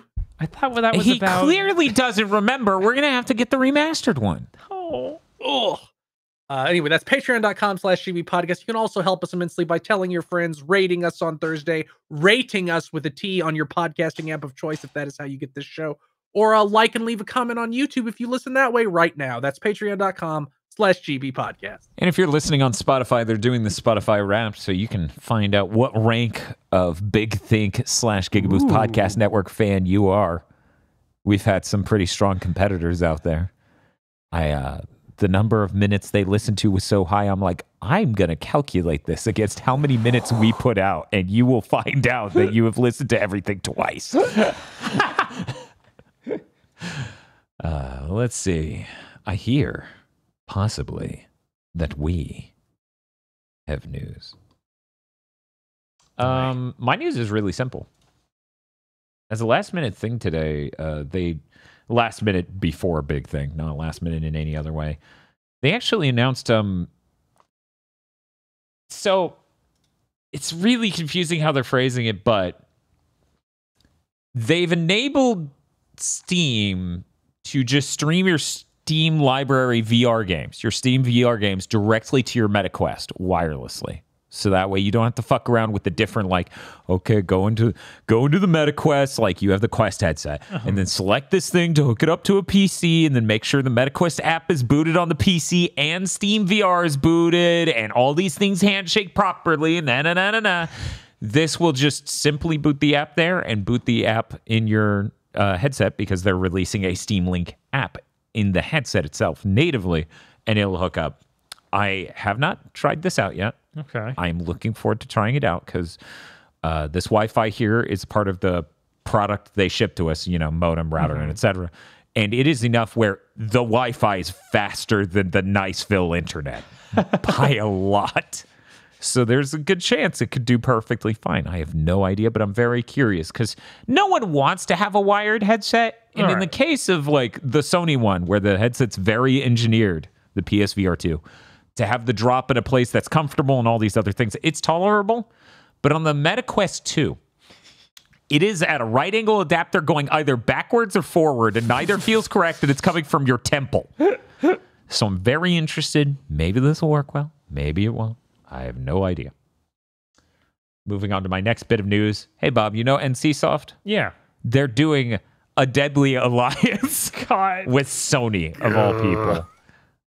There's been really weird vagaries about this, like exactly what they're planning on. I can read some of the PR. I read it and it just all looked like corporate fluff that told you literally nothing. Two dudes jacked each other off in a back room at right? NCSoft.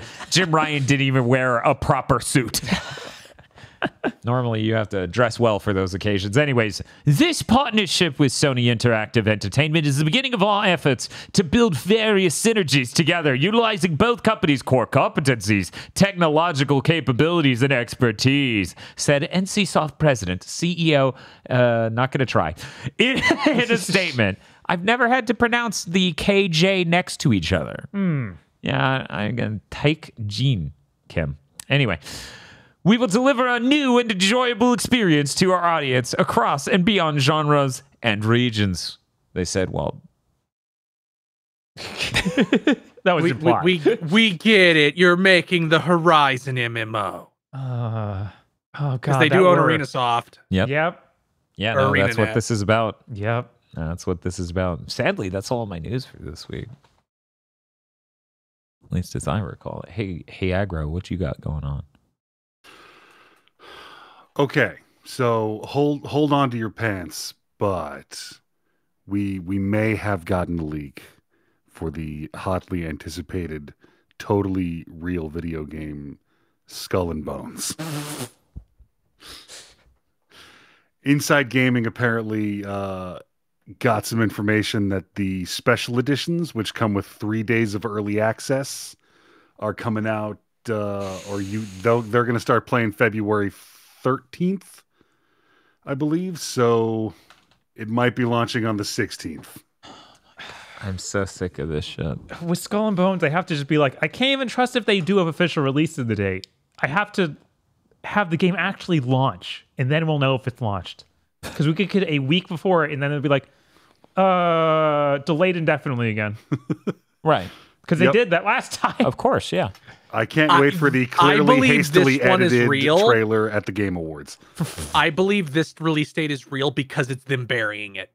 It's them putting it in the middle of every other major release in the first quarter, so they can hope just nobody sees it and their offices in Singapore are not burnt down. Mm-hmm. I genuinely hate this 3-day early access shit.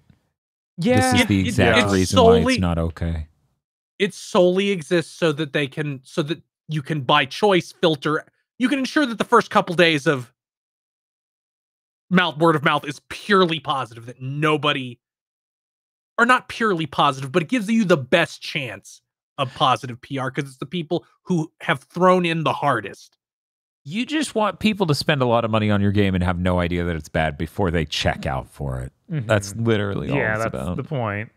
Because elsewise, it has the other, like Chris is right. It does fuel those fervent defenders who are the only ones with it. That's true. That's how that goes.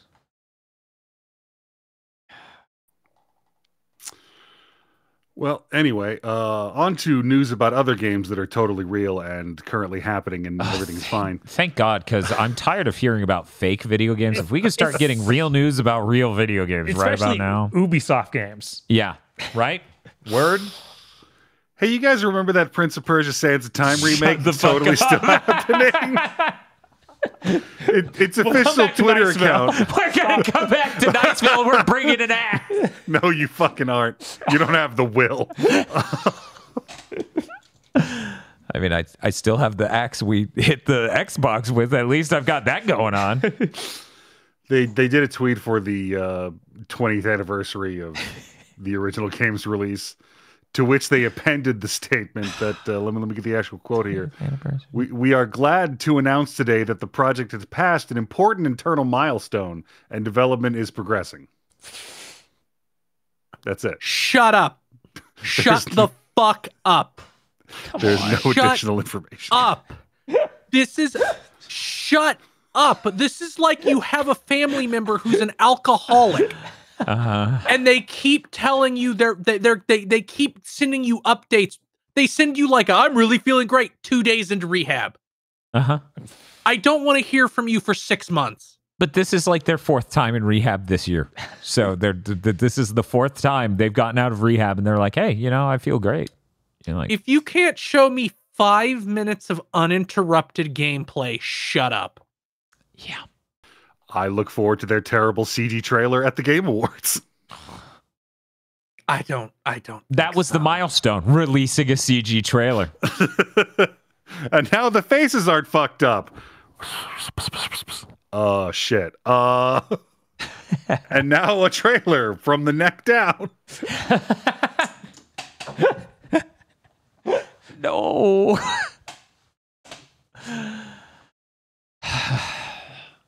I think the funniest thing will be if this remake actually comes out and just doesn't sell anything. That'll be so depressing because they're so brain dead. They'll just go, well, that means no one liked Prince of Persia. And there will be people in the office who go, this one sold fine. Because we have that other Prince of Persia game. The high-end $50 2D gameplay one. Mm-hmm. And I'm sure that one will sell fine. Yeah, but Maybe. it won't sell huge because it's like that style of game. I feel like it will sell all right. I bet it will break a mill. Maybe, yeah. Yeah, I can see it breaking 1 million. And since its budget will be way lower than a real Uh-huh. Prince of Persia game. According to Ubisoft, they were treating it like a AAA Switch release. Like if they made a AAA game on the Switch, it would be that. And Mirror of Fate was designed from the ground up for the 3DS. I mean, it might, like, I could also see it just cratering into the core of the earth because it's not a Nintendo game, yet it expects it's Switch primary platform. That tends not to work out. Yeah, especially where we're this late into it. I mean, it's not exclusive though. It's not exclusive. It's not Right, exclusive, so but it it is doesn't lead fucking platform. matter. Like that doesn't, I don't think that fucking matters. I think you make a game for the Switch and then it runs well on everything else. That's fine. You know? Like Penny's Big Breakaway is basically the same thing. It's running 30 on Switch and seeming hopefully 60 or 120 on everything else. Hey, Aggro, you got other news? Barely. Aggro, I noticed about all of your news this week has been barely. Look, it's been a long week. So this one's for a very narrow community of sickos out there. Tailors of Harborgate powerhouse tea brand Yorkshire Tea. And yes, I say Yorkshire because I live in America. God damn it, Aggro. Has for some reason produced a limited quantity of custom printed controllers for both the PS5 and the Xbox Series X and Series Boat Anchor, designed by someone, I guess, named Pope Art. What? These look terrible. They do. These are hideous. Why is the Xbox One like this? Because it doesn't have a touchpad. They cost 150 pounds, which is about 190 in not this creepily into tea units. Let me just put that up for people to see. So there's Aggro, I'll have you know. This didn't looks like a joke. You didn't hyphenate Tannin Rich, so my brain is Googling. I'm like, Tannin Rich is a brand name? What the fuck is... Who the fuck makes that the brand name? Yeah, this is bizarre. Yeah, it also looks vaguely like it's branded like a new Super Mario Brothers game. Right, like I could do without the logo in the middle. If I just had more sick ass English pastoral scenery, I might be into it. Okay, let me get the other one up here because that seems to be the one everyone agrees is worse, right? Would we agree the Xbox One is worse? Oh yeah, definitely. Yeah, That's hideous. Oh man, yeah, that's terrible. I was digging around trying to figure out how or why this came to be, and all I could gather was, trying to claw through the Englishisms. They wanted to do like one as a stunt, and I guess there was a miscommunication, and they accidentally have a bunch, and they're sorry they cost this much. Please buy them. What? Oh, This is sure. the. Oh, is that supposed to be a tea kettle? I guess so. I guess that is a silhouette of a Wait, tea that's kettle. oh Wow. my god! I saw someone in chat say that. I was like, what? Now there's any logic to it. Oh, it is a tea Chat's kettle. gonna be like, that's a dude having sex on the cover. We're gonna look at it and be like, oh shit. But this truly does look embarrassingly fake. Like it looks like I made it in Photoshop. Right? Yeah, this with graphic design is clearly this person's passion. Look, you may not like it, but this is how the PS6 is gonna look. No, it's not. It's gonna have a weirdly beveled tea kettle silhouette. Yes. It's game time. It's tea time. Who knows why that's Sony's slogan this time around? Yeah, I thought they fired the British guy. I thought they fired the British guy. It doesn't make any fucking sense. This is terrible. I'm going to have to show these to Tosha later. Well, that's it for aggro news. Hey, Bob. Hey. You got any news? I got a few things. I also, Bob, real news. Okay. I keep sending aggro out every week for pictures of Spider-Man, and he hasn't gotten me one yet. Well, we had a Dragon's Dogma 2 Direct this week. Is that real enough for you? Yeah, that's more real than everything aggro talked about. We got our release date for the game, which leaked like last week. Okay. It is, in fact, that is March 22nd next year. And this is going to be Capcom's first $70 game because they're insane. Oof. It's their first exclusively next-gen one, isn't it? So I guess they're like, well, if there's not a PS4 version, it has to be 70. Yeah. I'm honestly wondering if Sony isn't at this point being like, hey, you should make it 70. Hey, champ. But I look forward to buying it several months later for much less than $70. Bob, does Dragon's Dogma strike you as the sort of game that will get patches and become drastically better over the course of a calendar year? Probably. Yeah. I mean, Unless even it the first one saw a ton of improvements for Dark Arisen when that came out. Oh, yeah. No, that was a lot. At least this one won't launch with a widescreen bordered mode to make the game run better. But will it be capped at 30 frames per second? I don't know. I don't think so. I don't think I feel like outside of the really boneheaded we must have ray tracing on always, things will always have a performance mode. Yeah, I'm pretty sure the trailer was even 60. So, oh yeah, yeah, I'm pretty sure it was. Before, like, I didn't check out this direct, but everything before that was like 30. Mm-hmm.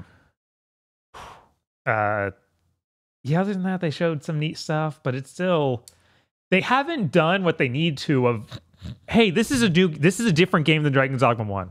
This is going to be radically better in a lot of ways. I don't know. This person in chat saying at least this one won't format my PS3, and that sounds like a hell of a quality of life feature. Don't count on it yet, right? It's like don't count it out. The first year of PS5 games sure caused a lot of problems, isn't that right, Acro? Dragon's Dogma 2 is coming for your PS3. Your PS5 grows an arm with a knife already in it. But the new stuff they showed, they did like this giant like monster, like a giant stone human named, I believe, Talos. He walked around. Actually, according to my phone, it's Taylor. Yeah, Taylor. Yeah, but I showed you climbing up on him and breaking his little crystals that were all over him. These idiots are hitting him with swords instead of putting lasers onto switches and opening doors with blocks. Fucking clowns. And they also showed off an elf village where all the elves spoke their own language, and you could have like a pawn you come in who knows that language and would translate for you. Ooh. And I was like, oh, that's neat. That's something neat. Makes this distinctly different from the first game. Please, more of that in these, because oh my god. Lean into that in marketing, because you need to excite the old fans and convince the new fans that you're not tricking us into buying Dragon's Dogma 1 many years later. Yeah, there's even a part in this it'll where be like, different than Dragon's Dogma 1 because this will be anything resembling a complete game. I don't know that, Chris. You need to tell me that. Here's the thing, though. If I feel like they did say would that. you believe I feel like they specifically said this is twice the size of Dragon's Dogma 1, and then when in the past they had said, yeah, Dragon's Dogma 1 is half the size of what we wanted. Holy crap! A parallel universe where it's done. Yes, they did say it's set in a parallel universe. It was like, okay, why? I don't know. Dragon's Dogma gets really goofy. It has like From Softian weird cosmology shit in it. Dragon's Dogma is already a cyclical universe that keeps repeating, so it is weird to be like, no, it's parallel to that cyclical universe that could be anything. Like, I assume they said that because they will do some weird wacky thing where you go to Dragon's Dogma 1. Maybe. Either in this game or as like an expansion. Turn on your PS3 on the same Wi-Fi network and import your pawns to... Whoops, we bricked it. God damn it, son of a bitch! Now, Capcom, You better not fuck me. You better have a goofy song on the title screen. By the time you buy it, they don't. They've patched it out No, within the year. patched it out 3 months later. Chris is watching Let's Plays to get the feeling. He's like, come on. I have to upgrade my PC and buy it on PC to mod the song back in. Oh shit, is this on PC? I believe they announced it for that. Oh shit. I don't think has any RE Engine game not been on PC. Not that I know of. All the way back to 7. Resident Evil 7. I think Monster Hunter, the newest one, didn't launch on it first. Like Yeah, it it wasn't that staggered simultaneous. release. Yeah, Yeah, It's it had a the year one. later, It like 9 it. months. I don't even think it was a year later for PC. It was one of those weird things where 6 months after PC, 6 months after PC, PS, PlayStation, and Xbox. Right, something like that. But moving on. Bob, I have a request of you. Yeah, what's up? Can you make sure whatever you do, you tell me news that is not at all like Aggro's news this week? I don't know. This is way funnier. Okay. Beyond Good and Evil, God damn it. 20th Anniversary Edition. Straight up, like, Ubisoft Plus members on Xbox just downloaded it. It just went out to them. What? Yeah, they just played it. So people who had Ubisoft Plus just got it. Just got Or it. Game Pass Ultimate, because it's Game Pass Ultimate is included in that, I think, or is only the EA thing and Ubisoft is not. I don't know. I think Ubisoft is in Game Pass Ultimate. So they promptly announced it was coming early next year and said that version that leaked out was an early version for testing and not the full game. You know, One second. When you, let's say I open my front door, there was a ring at it, and there's now a fucking large pizza sitting on my porch. And I'm like, what the fuck is this? I didn't order a large pizza. But I start eating it. If I get a call from the pizza place and they go, that was a leak, please don't eat that. How the fuck am I supposed to react to that moment? What the fuck do you mean it leaked out, motherfucker? That's not a leak. That is too big a scale. What the fuck? What were you gonna say, Chris? This gives me the slightest bit of hope for Sony, because Ubisoft's everything they're making is on fire. So now they're clearly on some level going, we need smaller things that can come out as we desperately try to fix these big things that are burning to the ground. Yeah. So maybe internally Sony is trying to get some of these sort of things going. That sure would be swell. Yeah.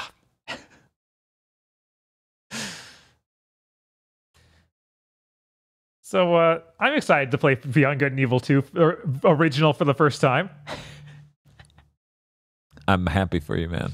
I'm glad you get to play it for the first time because you have Game Pass Ultimate and accidentally already have it. I wish. Look, I'm just saying, this sounds like a genuine value add for one of these subscription services, and you guys aren't appreciating all of the value. 20th anniversary, huh? That's Yeah, a pretty yeah. old game. Yeah, it's pretty old. That's a pretty fucking old game. Yeah.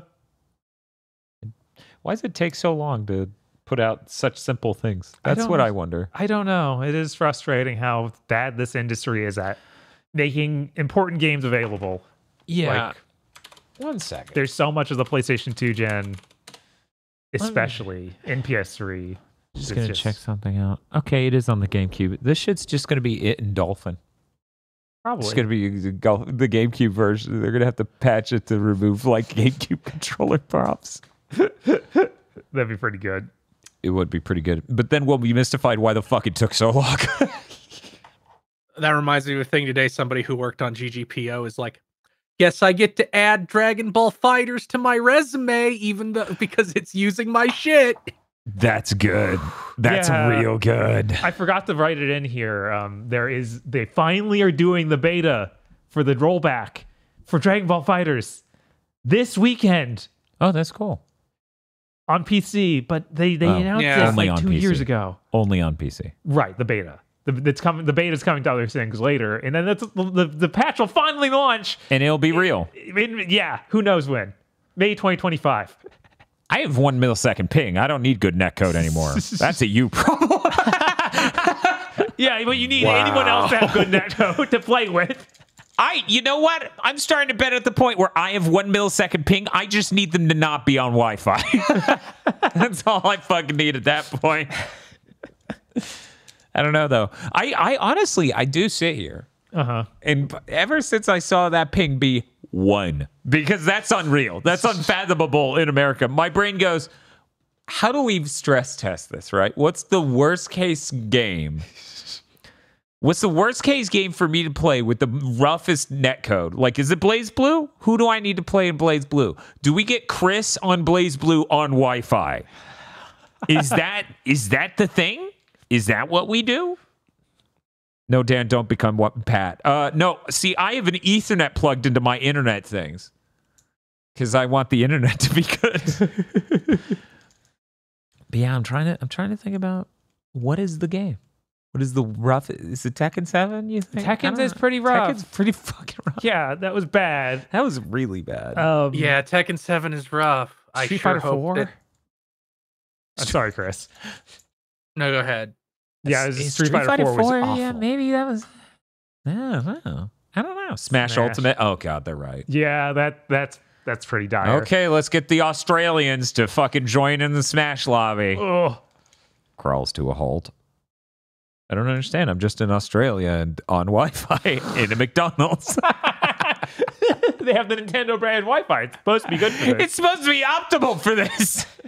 They're like, sir, that's not our Wi-Fi. That's some guy in the parking lot's a hotspot you're connecting to. It's called McDonald's. Yeah, because they love McDonald's. They named their phone after us. Anyway, say, Bob, what other news you got? Get ready, guys. Virtua Fighter 3 TB Online has been announced for arcades in Japan. For people who don't know, this is a version of Virtua Fighter 3 that was team battle based. So not like switching teams mid-battle, but like King of Fighters style round-based team battles. So yeah, that's cool. Too bad it's only in Japanese arcades. They were also like, oh man, it uses the netcode from that Virtua Fighter 5 online. Like, oh, well, you can fucking keep it then. Right? Eat up, Japan. It's like, yeah, that sure is designed for Japan exclusively. When they did that worldwide version of Virtua Fighter 5, people were like, yeah, there's not a data center in South America. Like there was entire continents that just did not have data centers for that netcode. That's why people started calling it apartheid netcode. Yeah.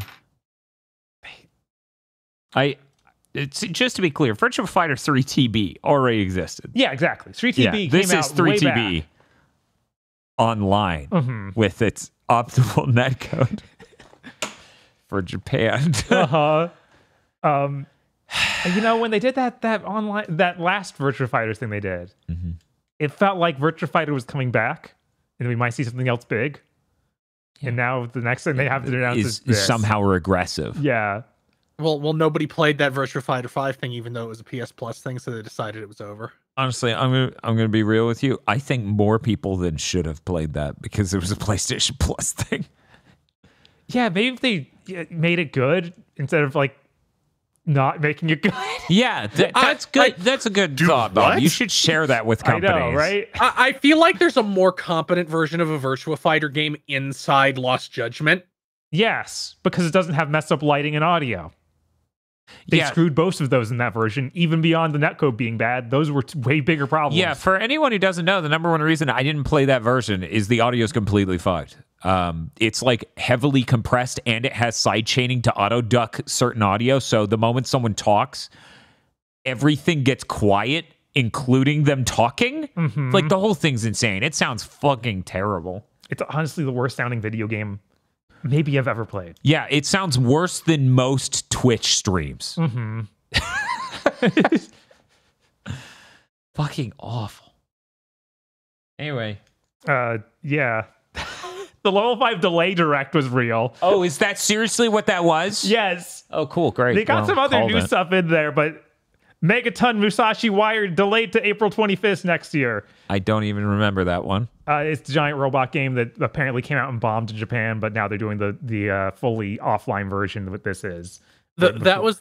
I remember that was the thing that that made me insane, because it's like, yeah, we're not localizing it because we can't get a TV station to play the anime in the United States.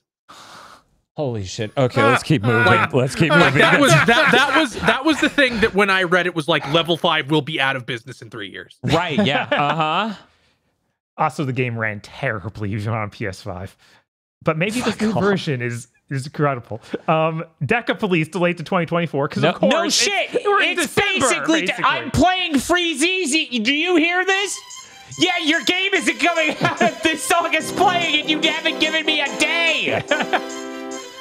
Oh my god. Inazuma 11 Victory Road delayed to 2024. No shit. Do you hear the fucking sleigh bells?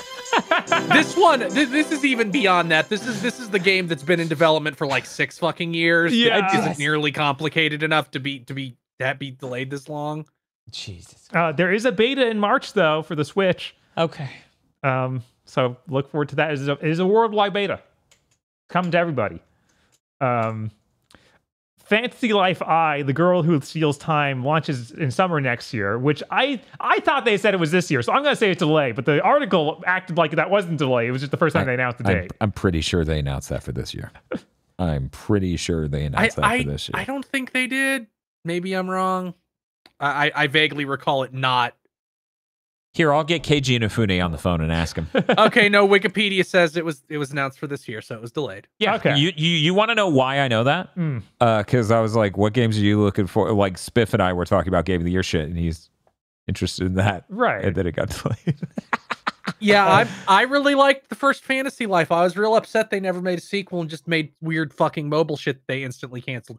I sure hope this isn't somehow ruined by Keiji Inafune. I hope this is a nepotism thing. He just sits in a chair and rubber stamps anything that comes across his desk and has no input whatsoever. Yep. They did release a new trailer for some of this stuff. I did not have time to watch all of them though, because I just got this stuff entered today. Right. But it showed the graphical difference for like in screenshots for the last Fantasy Life in this one. It's like, oh wow, that looks really nice. And the last one was 3DS, right? Yes. So I would hope. Yeah. Cool. And then Professor Layton in the New World of Steam launches 2025, which, that's not a delay. They never gave us a date for that one. Right, Man, yeah. they must have started that game's development. They must have like made the "we want to live" decision like 6 months ago, and that's when they started development on Layton. Yeah, you can tell that it's super early because they have like to do this. They're like, let's just interview the voice actor for Layton. Like, Wow. that there's nothing to show if you're doing that. Yeah. And Layton, it's not like Layton, like unless they show something eventually and it's insane, is like not a high presentation game. Yeah, they're not making an open world game, we think. Yeah, that completes the open world one. They're also not making a game that spins the camera. We think. But yeah, I genuinely, I think it's weird that this level 5 wants to live moment has now become level 5 will ship all of their Switch games after the Switch 2 is out, maybe. I fully believe this will just be on both. I mean, presumably it's back compat, but I have to believe that it's going to be lead Switch 2 for Layton. Yeah, for Layton because it's so. I don't know, because Layton is not like a high fidelity game franchise. Like, it's mostly drawings. But some people want to have that box. Puzzles. They want the box that says Switch 2, just like they want the Armored Core 6 box that says PS5. Like, I assume it'll be like how I have sitting in front of me right now, The Legend of Heroes Trails into Reverie on PS5, which I'm pretty sure has probably literally no difference whatsoever from the PS4 version other than the color of the box. Yeah. Mm-hmm. Well, Bob, that was cool news about cool games. Yeah. I wish I had more of that. Unfortunately, the newly formed Free Radical Design, formed Young Mech Time Splitters again by Embracer, will probably shut down on December 11th. Yeah, they have a consulting firm telling them whether or not That's the thing. That I just assume that all these closures and layoffs are they have some outside consulting firm telling them what to cut. Mm-hmm. Which makes sense. They obviously, the leadership has no fucking idea what they own or how valuable the things they own is. They just bought as much as possible. Yeah, this is really depressing. Apparently 55 of the studio's 100 staff have already put on LinkedIn that they're looking for a new job. Just to be clear, the level of anger I have over this. I was about to say, I've never seen you be like this actually angry at a news story, Dan, like in the whole time of Big Thing to Mention. Every person responsible for every time Time Splitters has slipped away is going to hell, including the band Korn. I mean, every person who came close to making a decision that caused them to go under and not make a new Time Splitters is slipping through a hell portal and going to hell. It is so upsetting as someone who just wanted a Time Splitters after 3 that this has been happening for 17 years. That's a long fucking time. Yeah. God, we need to do Time Splitters month. We do. Apparently, this is our fault. Right. Which means if we don't do a Time Splitters month, we're going to hell. It sucks so much. Yeah, we even get like fan community like, oh, hey, we're going to make our own HD thing. And they're like, hey, what's up? We got our support. We're going to integrate that into this. And then we're going to blow it up in the atmosphere. Every time. It feels like we've been close to for so many times now. Uh-huh. And this is the biggest one. Uh-huh. And it just blows up in our face like this. It's so infuriating. Mm-hmm.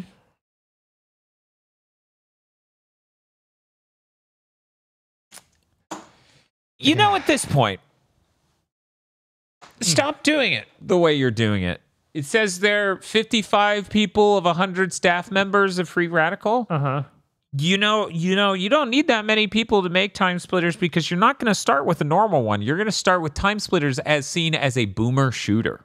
You're going to make a Quake era Time Splitters. Then you're going to use that to build momentum into a real one. And then at least at the end of the day, something named Time Splitters that has the ethos of Time Splitters will have fucking shipped. I'm like, dude, just make a skin for GoldenEye. That's fine. That would be even more of a development hell as they try to figure out the rights. Oh, fuck. What are we doing? We gotta Fine, he's Perfect Dark. We got to talk to Microsoft, Nintendo, MGM, which is now Amazon. God, I forgot. What? Uh-huh. No. And then Amazon got confused and made us start making their Lord of the Rings game or something. God, I fell into the Wikipedia pit yesterday on the different actors for Bond. Uh-huh. And read about the guy who's like, was Bond for one movie? Yeah. Yeah.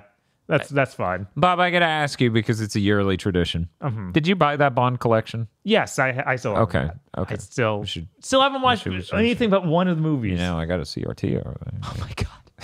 You gotta emulate the original experience. Yeah, you gotta watch the VHS. Wouldn't the original experience be the fucking theater? Yeah, because a lot of that was before VHS even. Some of the writing in the older Bond films deserve a CRT instead of a theater. I mean, no, it's great to watch the old Bonds and he gets his gadget and one's like, it's a pin that's actually a knife. You can use it to stab someone if you need to. Those Q scenes are all immaculate. Yeah, we gotta start watching Bond movies. You know, right as soon as we're done with our Hell March for Game of the Year. Uh-huh. That'll be a thing that's done. That was a short list earlier, you know? Yeah. I got all the space to VR in. You know how many people tweeted at me the GIF from Step Brothers or whatever? It's like, we have so much room for activities because they saw the empty room with the PS5 in the corner. And it's true. There is so much room for activities. It's just accurate. So anyways, look forward to our death streams in December that are weirdly not the things you asked for. But instead, Dan beating Star Wars Jedi Survivor in a single stream. Yeah, you could easily do that. Yeah, given what we've done, that's very doable. Right. And now, I have a coffee maker right over there, and it makes damn good coffee. I think we're good. I'm a weirdo who still likes Stoke more than those, but that's the thing. You haven't fully explored that. that's true. You haven't looked into like what roasts you like, whether or not you should use certain things with other things. And Get our own grinder. I mean, honestly, you should get a grinder and make some cold brew yourself. It would taste even better than a Stoke. And all of this will drive Chris insane.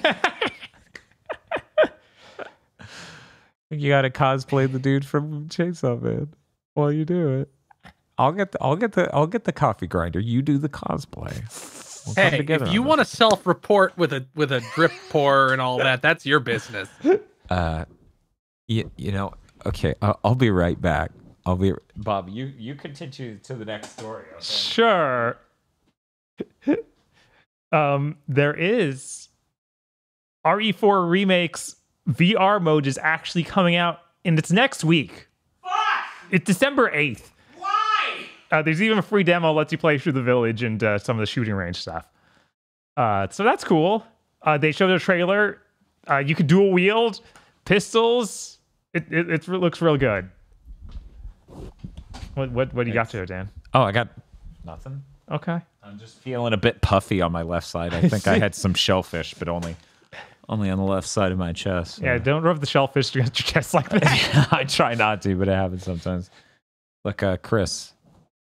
Maybe some of us, okay, for a birthday present or a Christmas present for someone in the past got them like the exact bougie fucking thing you're talking about and didn't get them the coffee grinder. So now we have to go through with the death pact to be that exact person, okay? Maybe that's what happened. And so this is just my life now. At least Chainsaw Man cosplay isn't that complicated. You just get a dress suit and That's true. A jacket. A rubber band. For our listeners instead of our viewers, it's an AeroPress, which I'm not going to explain. I won't degrade myself like this content. But it's a cool way to make coffee. Yeah, that's it. That's all I'm going to say. Anyways, you haven't tried that, Bob, maybe? Maybe that's the sauce. It might be. Might be. Aggro down there in Niceville be like, can't you people just do crack like ordinary people? I wonder what fucked up, horrible hipster appliance I need to take this meth. Oh, none? Great. Keeping it simple with some meth. That's really cool about the Resident Evil 4 VR shit. I am so pissed at them for releasing it this year. What, you want to be on Game of the Year twice? I mean, one, ideally no. But two, if that VR mode's good, if it's actually good, because I didn't enjoy Village's VR mode. Right. But if 4's VR mode is actually good, there is such a high chance 4 is locked in as my game of the year. Yeah, certainly they showed off a ton of parts of the game, and they showed you use all sorts of different guns, but they did not show the melee moves, so I wonder how those work. you hold buttons and boxing gloves appear. They even showed the part where you play as Ashley and have the lantern. Cool. Yeah, this is going to be sick. I'm totally on top of this. I don't know what game I'll be trying to play through Game of the Year when that drops, but I will change to that, obviously. Oh yeah, it drops on like the day of the Game Awards. Why are they doing? Criminals. Everyone's so mean to me. Okay, this is a really weird one. Yeah. This game called Spine was announced, I guess, in 2021, is a team-based like action game sort of shooter. And then not an atmospheric horror adventure with somber tapestries? No. Or penises. But today or this week sometime, it got re-announced as a single-player like action game.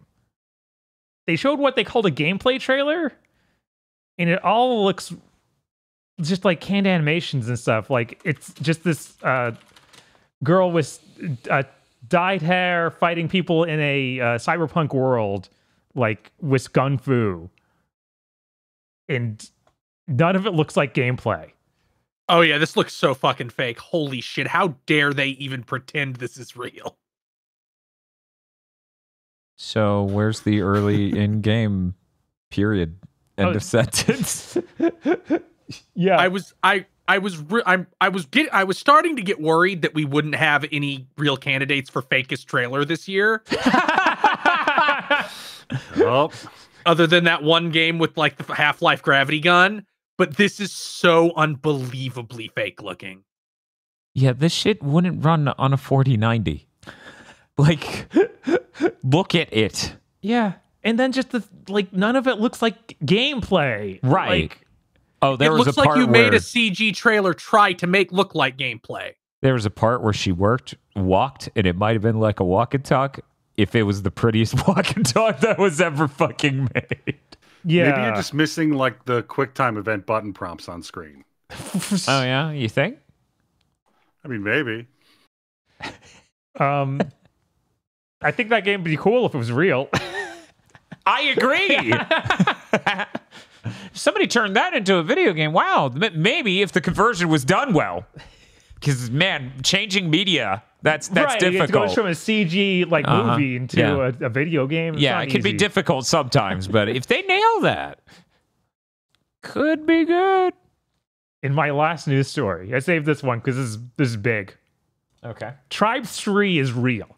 Yes. It's called Tribes 3 Rivals. Yes. They show off 7 minutes of gameplay. Mm-hmm. There is, in fact, a disc gun. That's important. You do ski everywhere. That's very important. And you have a jetpack. That is so important. I did not hear Shazbot. That's because It'll be there. That's going to be at the Game Awards. That's when they're going to say it.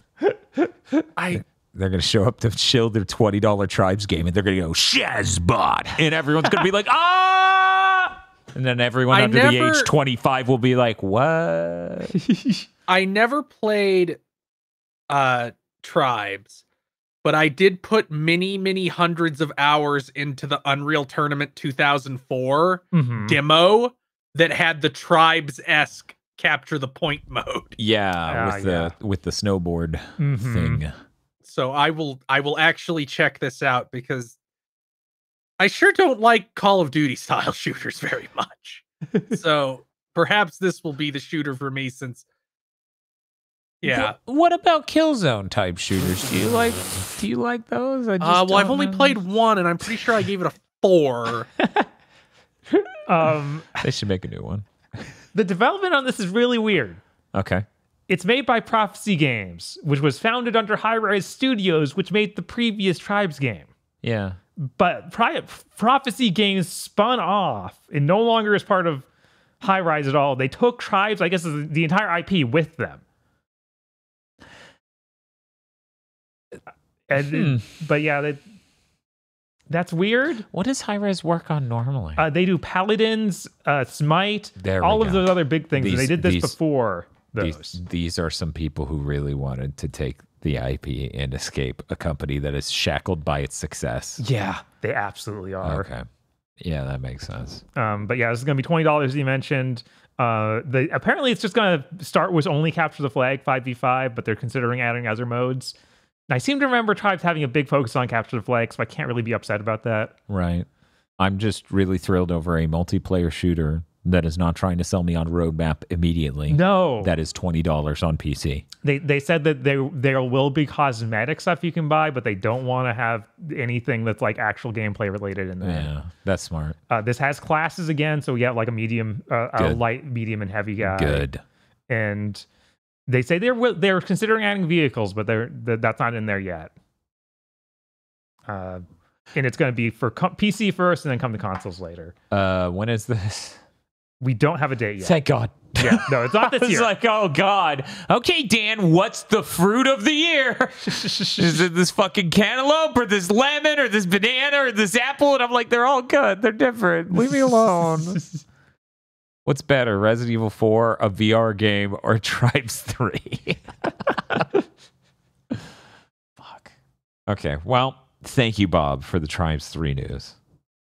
And I guess some other candidates Some for bad fakest news. trailers. Hey, Chris. What do you got? Well, Dissidia Final Fantasy Opera Omnia is ending service February 29th, 2024. It's almost like you shouldn't play any of these fucking games because they're not going to be around that long. Please look forward to Final Fantasy VII Ever Crisis on PC launching this month. At least this one lasted a long time, but God. Yeah, it was. Did it? Yeah, it no, was like this has been 6 going years. forever. Yeah. Yeah. It's Yeah, people. it's been more than 6 years, but just I genuinely wonder, like, are these games just engineered wrong, like at a structural level that it costs more than it should to just keep them up? Yeah, maybe. Probably. Man, the thing with Opera Omnia always depressed me was that they didn't try and make it like a Dissidia game. Yeah. So it just felt like it was there and it was filling the Dissidia slot. So Square felt like they didn't need to make a Dissidia or like a real one. Oh, Maybe that's not real. I mean, that's not like NT came That's out not after real. this Yeah, did, they I made think. it seems like they Yeah. just used Dissidia because it was a crossover thing. Right. But yeah, they should make a real Dissidia, goddammit. It seems so insane that I don't think there's like a single MMO that has fallen through the cracks. Like, I think every single one is still officially supported by some company somewhere, even if it's one server. Tabula Rasa and Wildstar? I don't know. Let me see. Wildstar, as far as I know, just Right. Ultima Online is still up. One moment, we have a new After Big Think game to play. Rig, I got into Ultima. Oh, that's great. Which one? Online.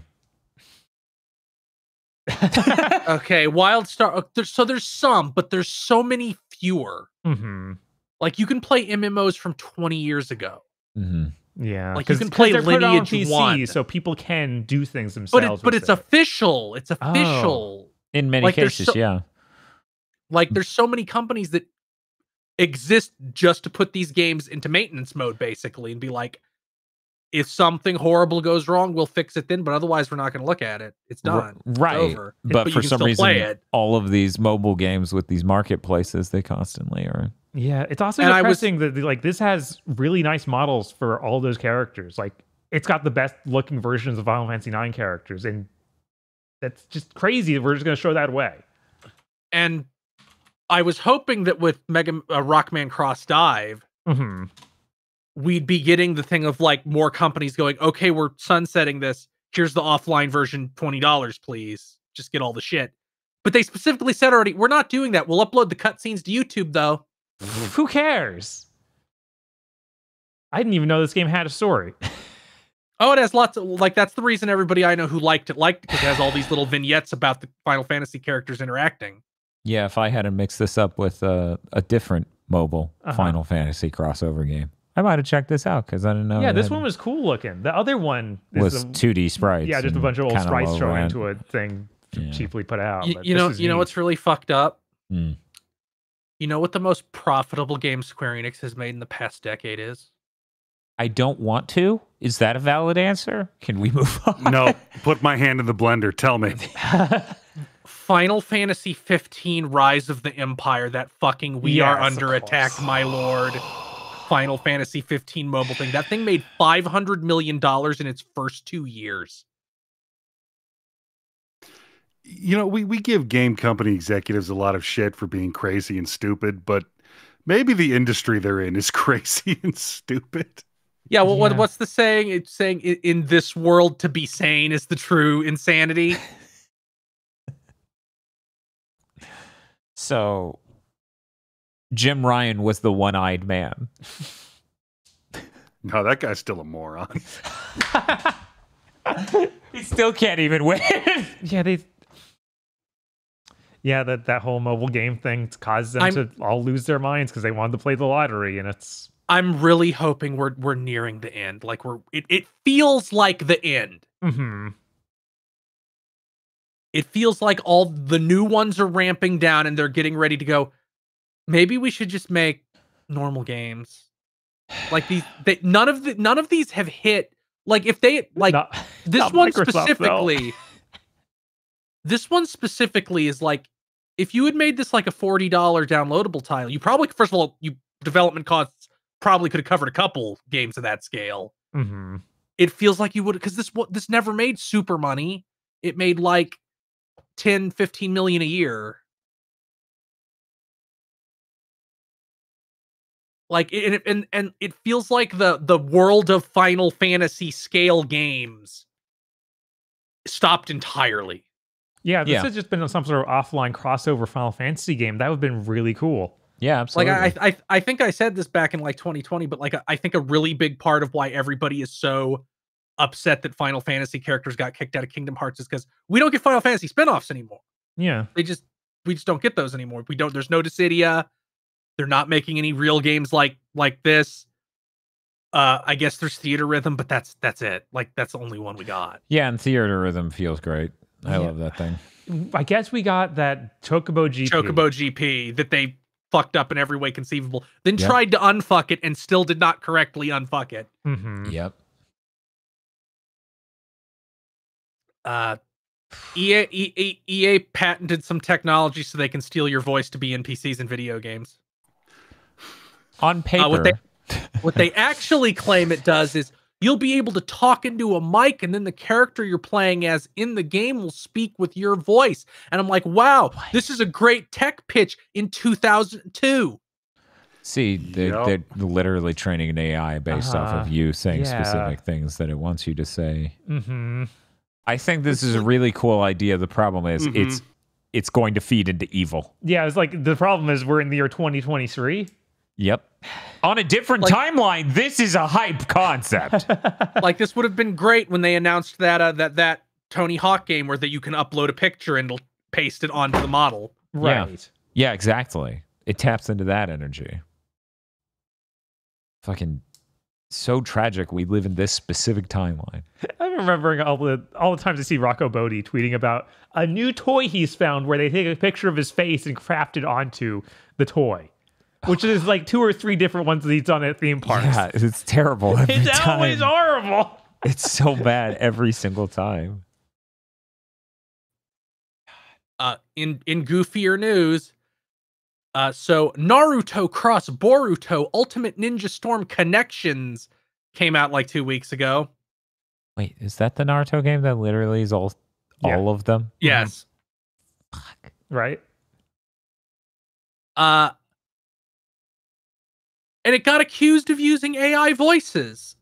There is some real fucking weird reads in this game. Some voice actors have flat out said, I would never give that read for this situation. And I cannot imagine any voice director doing so. And then Bamco came out and said, no, we somehow fucked up the takes with editing. It definitely wasn't AI. We definitely didn't do something that will get every single voice actor who works for us on these Shonen Jump games to not able to work with us ever again. We definitely didn't do that. Please stop thinking we did that. It was magic. Now, I listened to a lot of the comparisons because there were they're one-to-one voice lines from like the previous Ninja Storm games. Mm-hmm. Some of them just sound like they used a bad take. Like, nothing about it seems AI-like. Okay. Some sound really suspect. Like, unbelievably suspect. Like, they didn't set the emotion for the AI voice correctly and just went with it. Yeah, these are dire. Oh, I haven't heard. Yeah. Where, like, one is like them delivering, and this is the previous one with that line where it's like, did that wake you up? And then the next one is, did that wake you up? And that's like the new one is all cheery and makes no sense because you're holding someone by the throat. Maybe they're the Joker. And there's a couple parts where there's like a character that isn't that character. Like Pain has like a sidekick that pops up in some of his attacks, and their lines sound really wrong, like flat and monotone in a way that doesn't make sense, and it was not in the previous game. So, I'm gonna go out on a limb and guess that somebody decided, oh fuck, it would be an enormous pain in the ass to get these people back in. We don't have every single thing we need.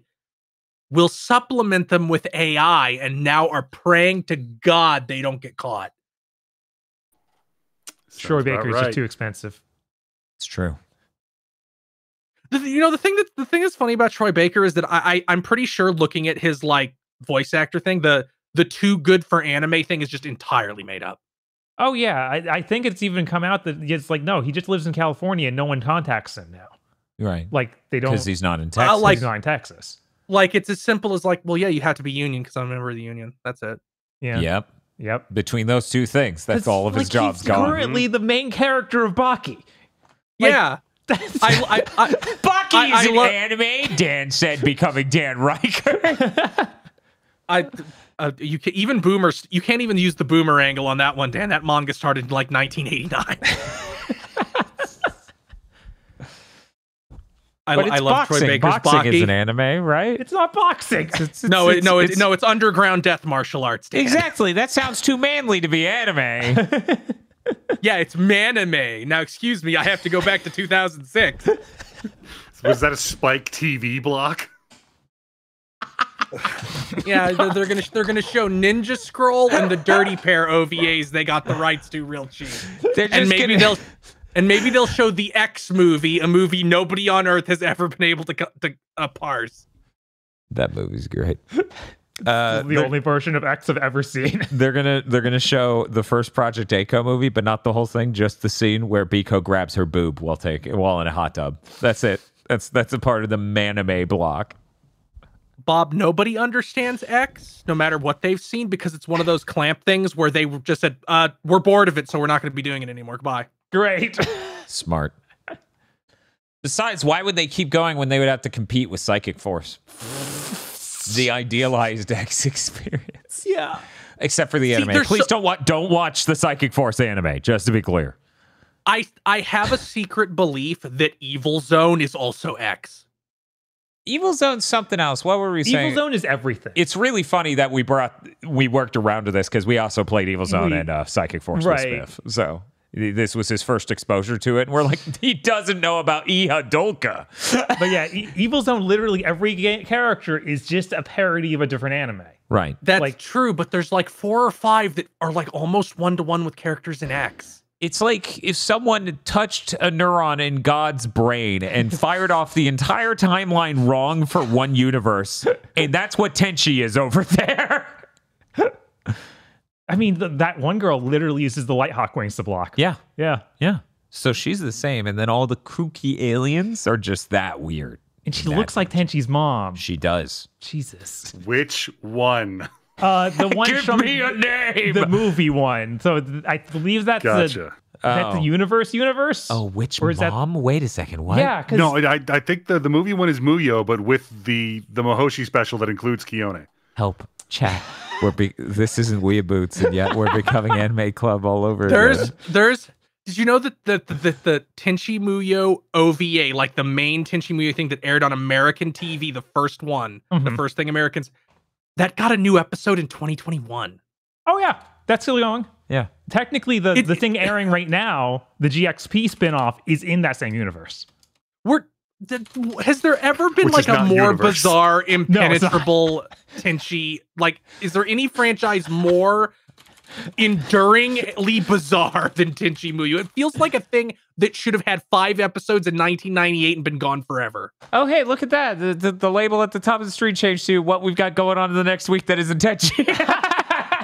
That's fucking crazy. Hey, Bob, Well, we're going to be recording a Tenchi GigaBoots.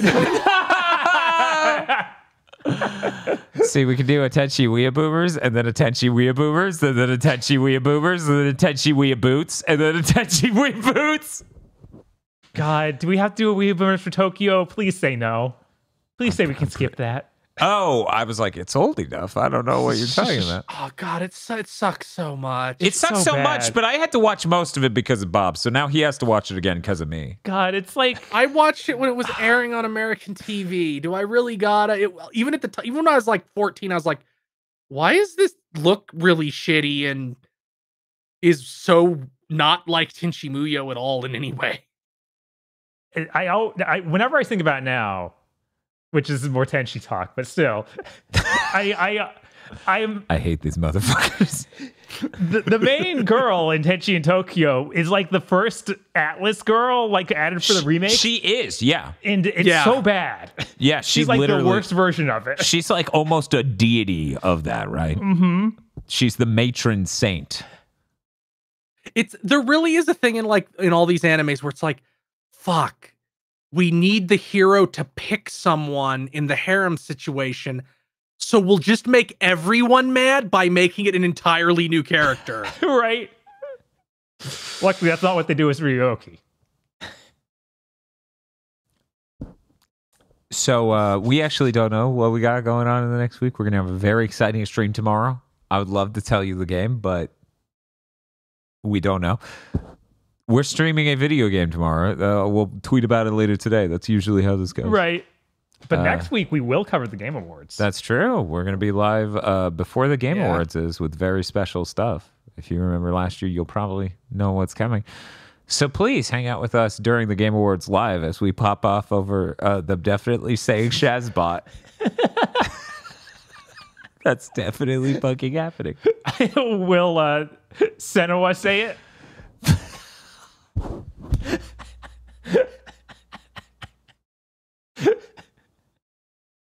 I'd buy it. If Senua looked into the camera, bared her teeth, and said, Shazbot, I would absolutely drop $70 to have a box that says Hellblade 2 on it. Truly, this was her sacrifice. Hey, Chris, what do you got going on in the next week? I don't know. I'll probably do a couple baby streams. I have a lot of miscellaneous things that need to be done because it's the holiday season. I also have to fix some things because on this fucking house that is currently around me. Mm-hmm. But there will probably be some baby streams. Maybe I'll stream some horrible licensed games that I received as a child because it will be December.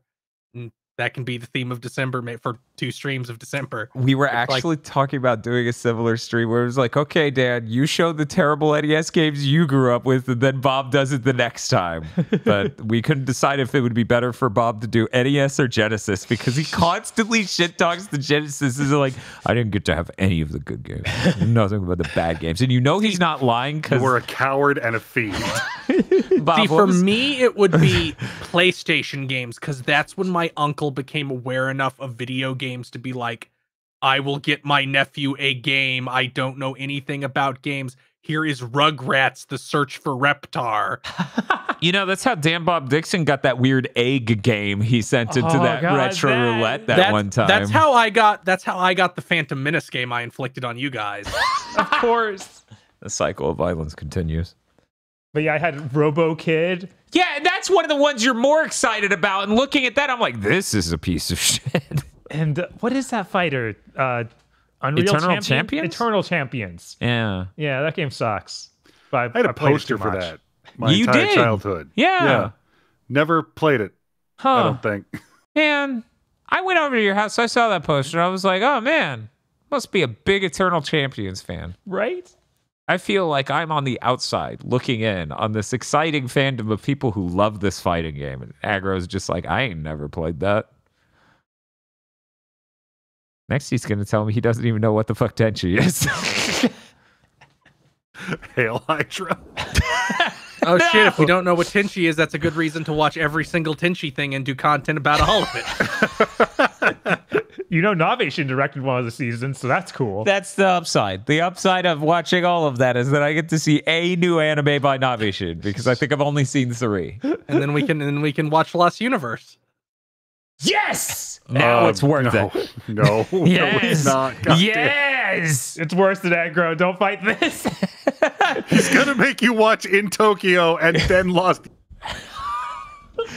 Yeah, I'm Please, winning. Bob, love yourself. I'm winning. Now I'm winning. Jesus. Hey, Aggro, you got anything going on in the next week? I mean, not to be a contrarian, but I'm thinking about watching a bunch of Tenchi now. God damn it. Yeah, well, you got a CRT to watch that on. Oh, A local man was crushed under a 236-pound CRT for, quote, talking shit. Joke's on you. I'll use a fake Scanline app to make it look like shit. We're ending this episode. I'm not fake like that. I'm just gonna take a Sharpie to this OLED to put the scan lines on there. Please tweet it. Get the ruler out. Call it a life hack and tweet that shit. I want to see what the retro community thinks of this one. Anyways, that's it. We're done. See you all later. Goodbye. Goodbye. One of these things gets us out of here. There we go.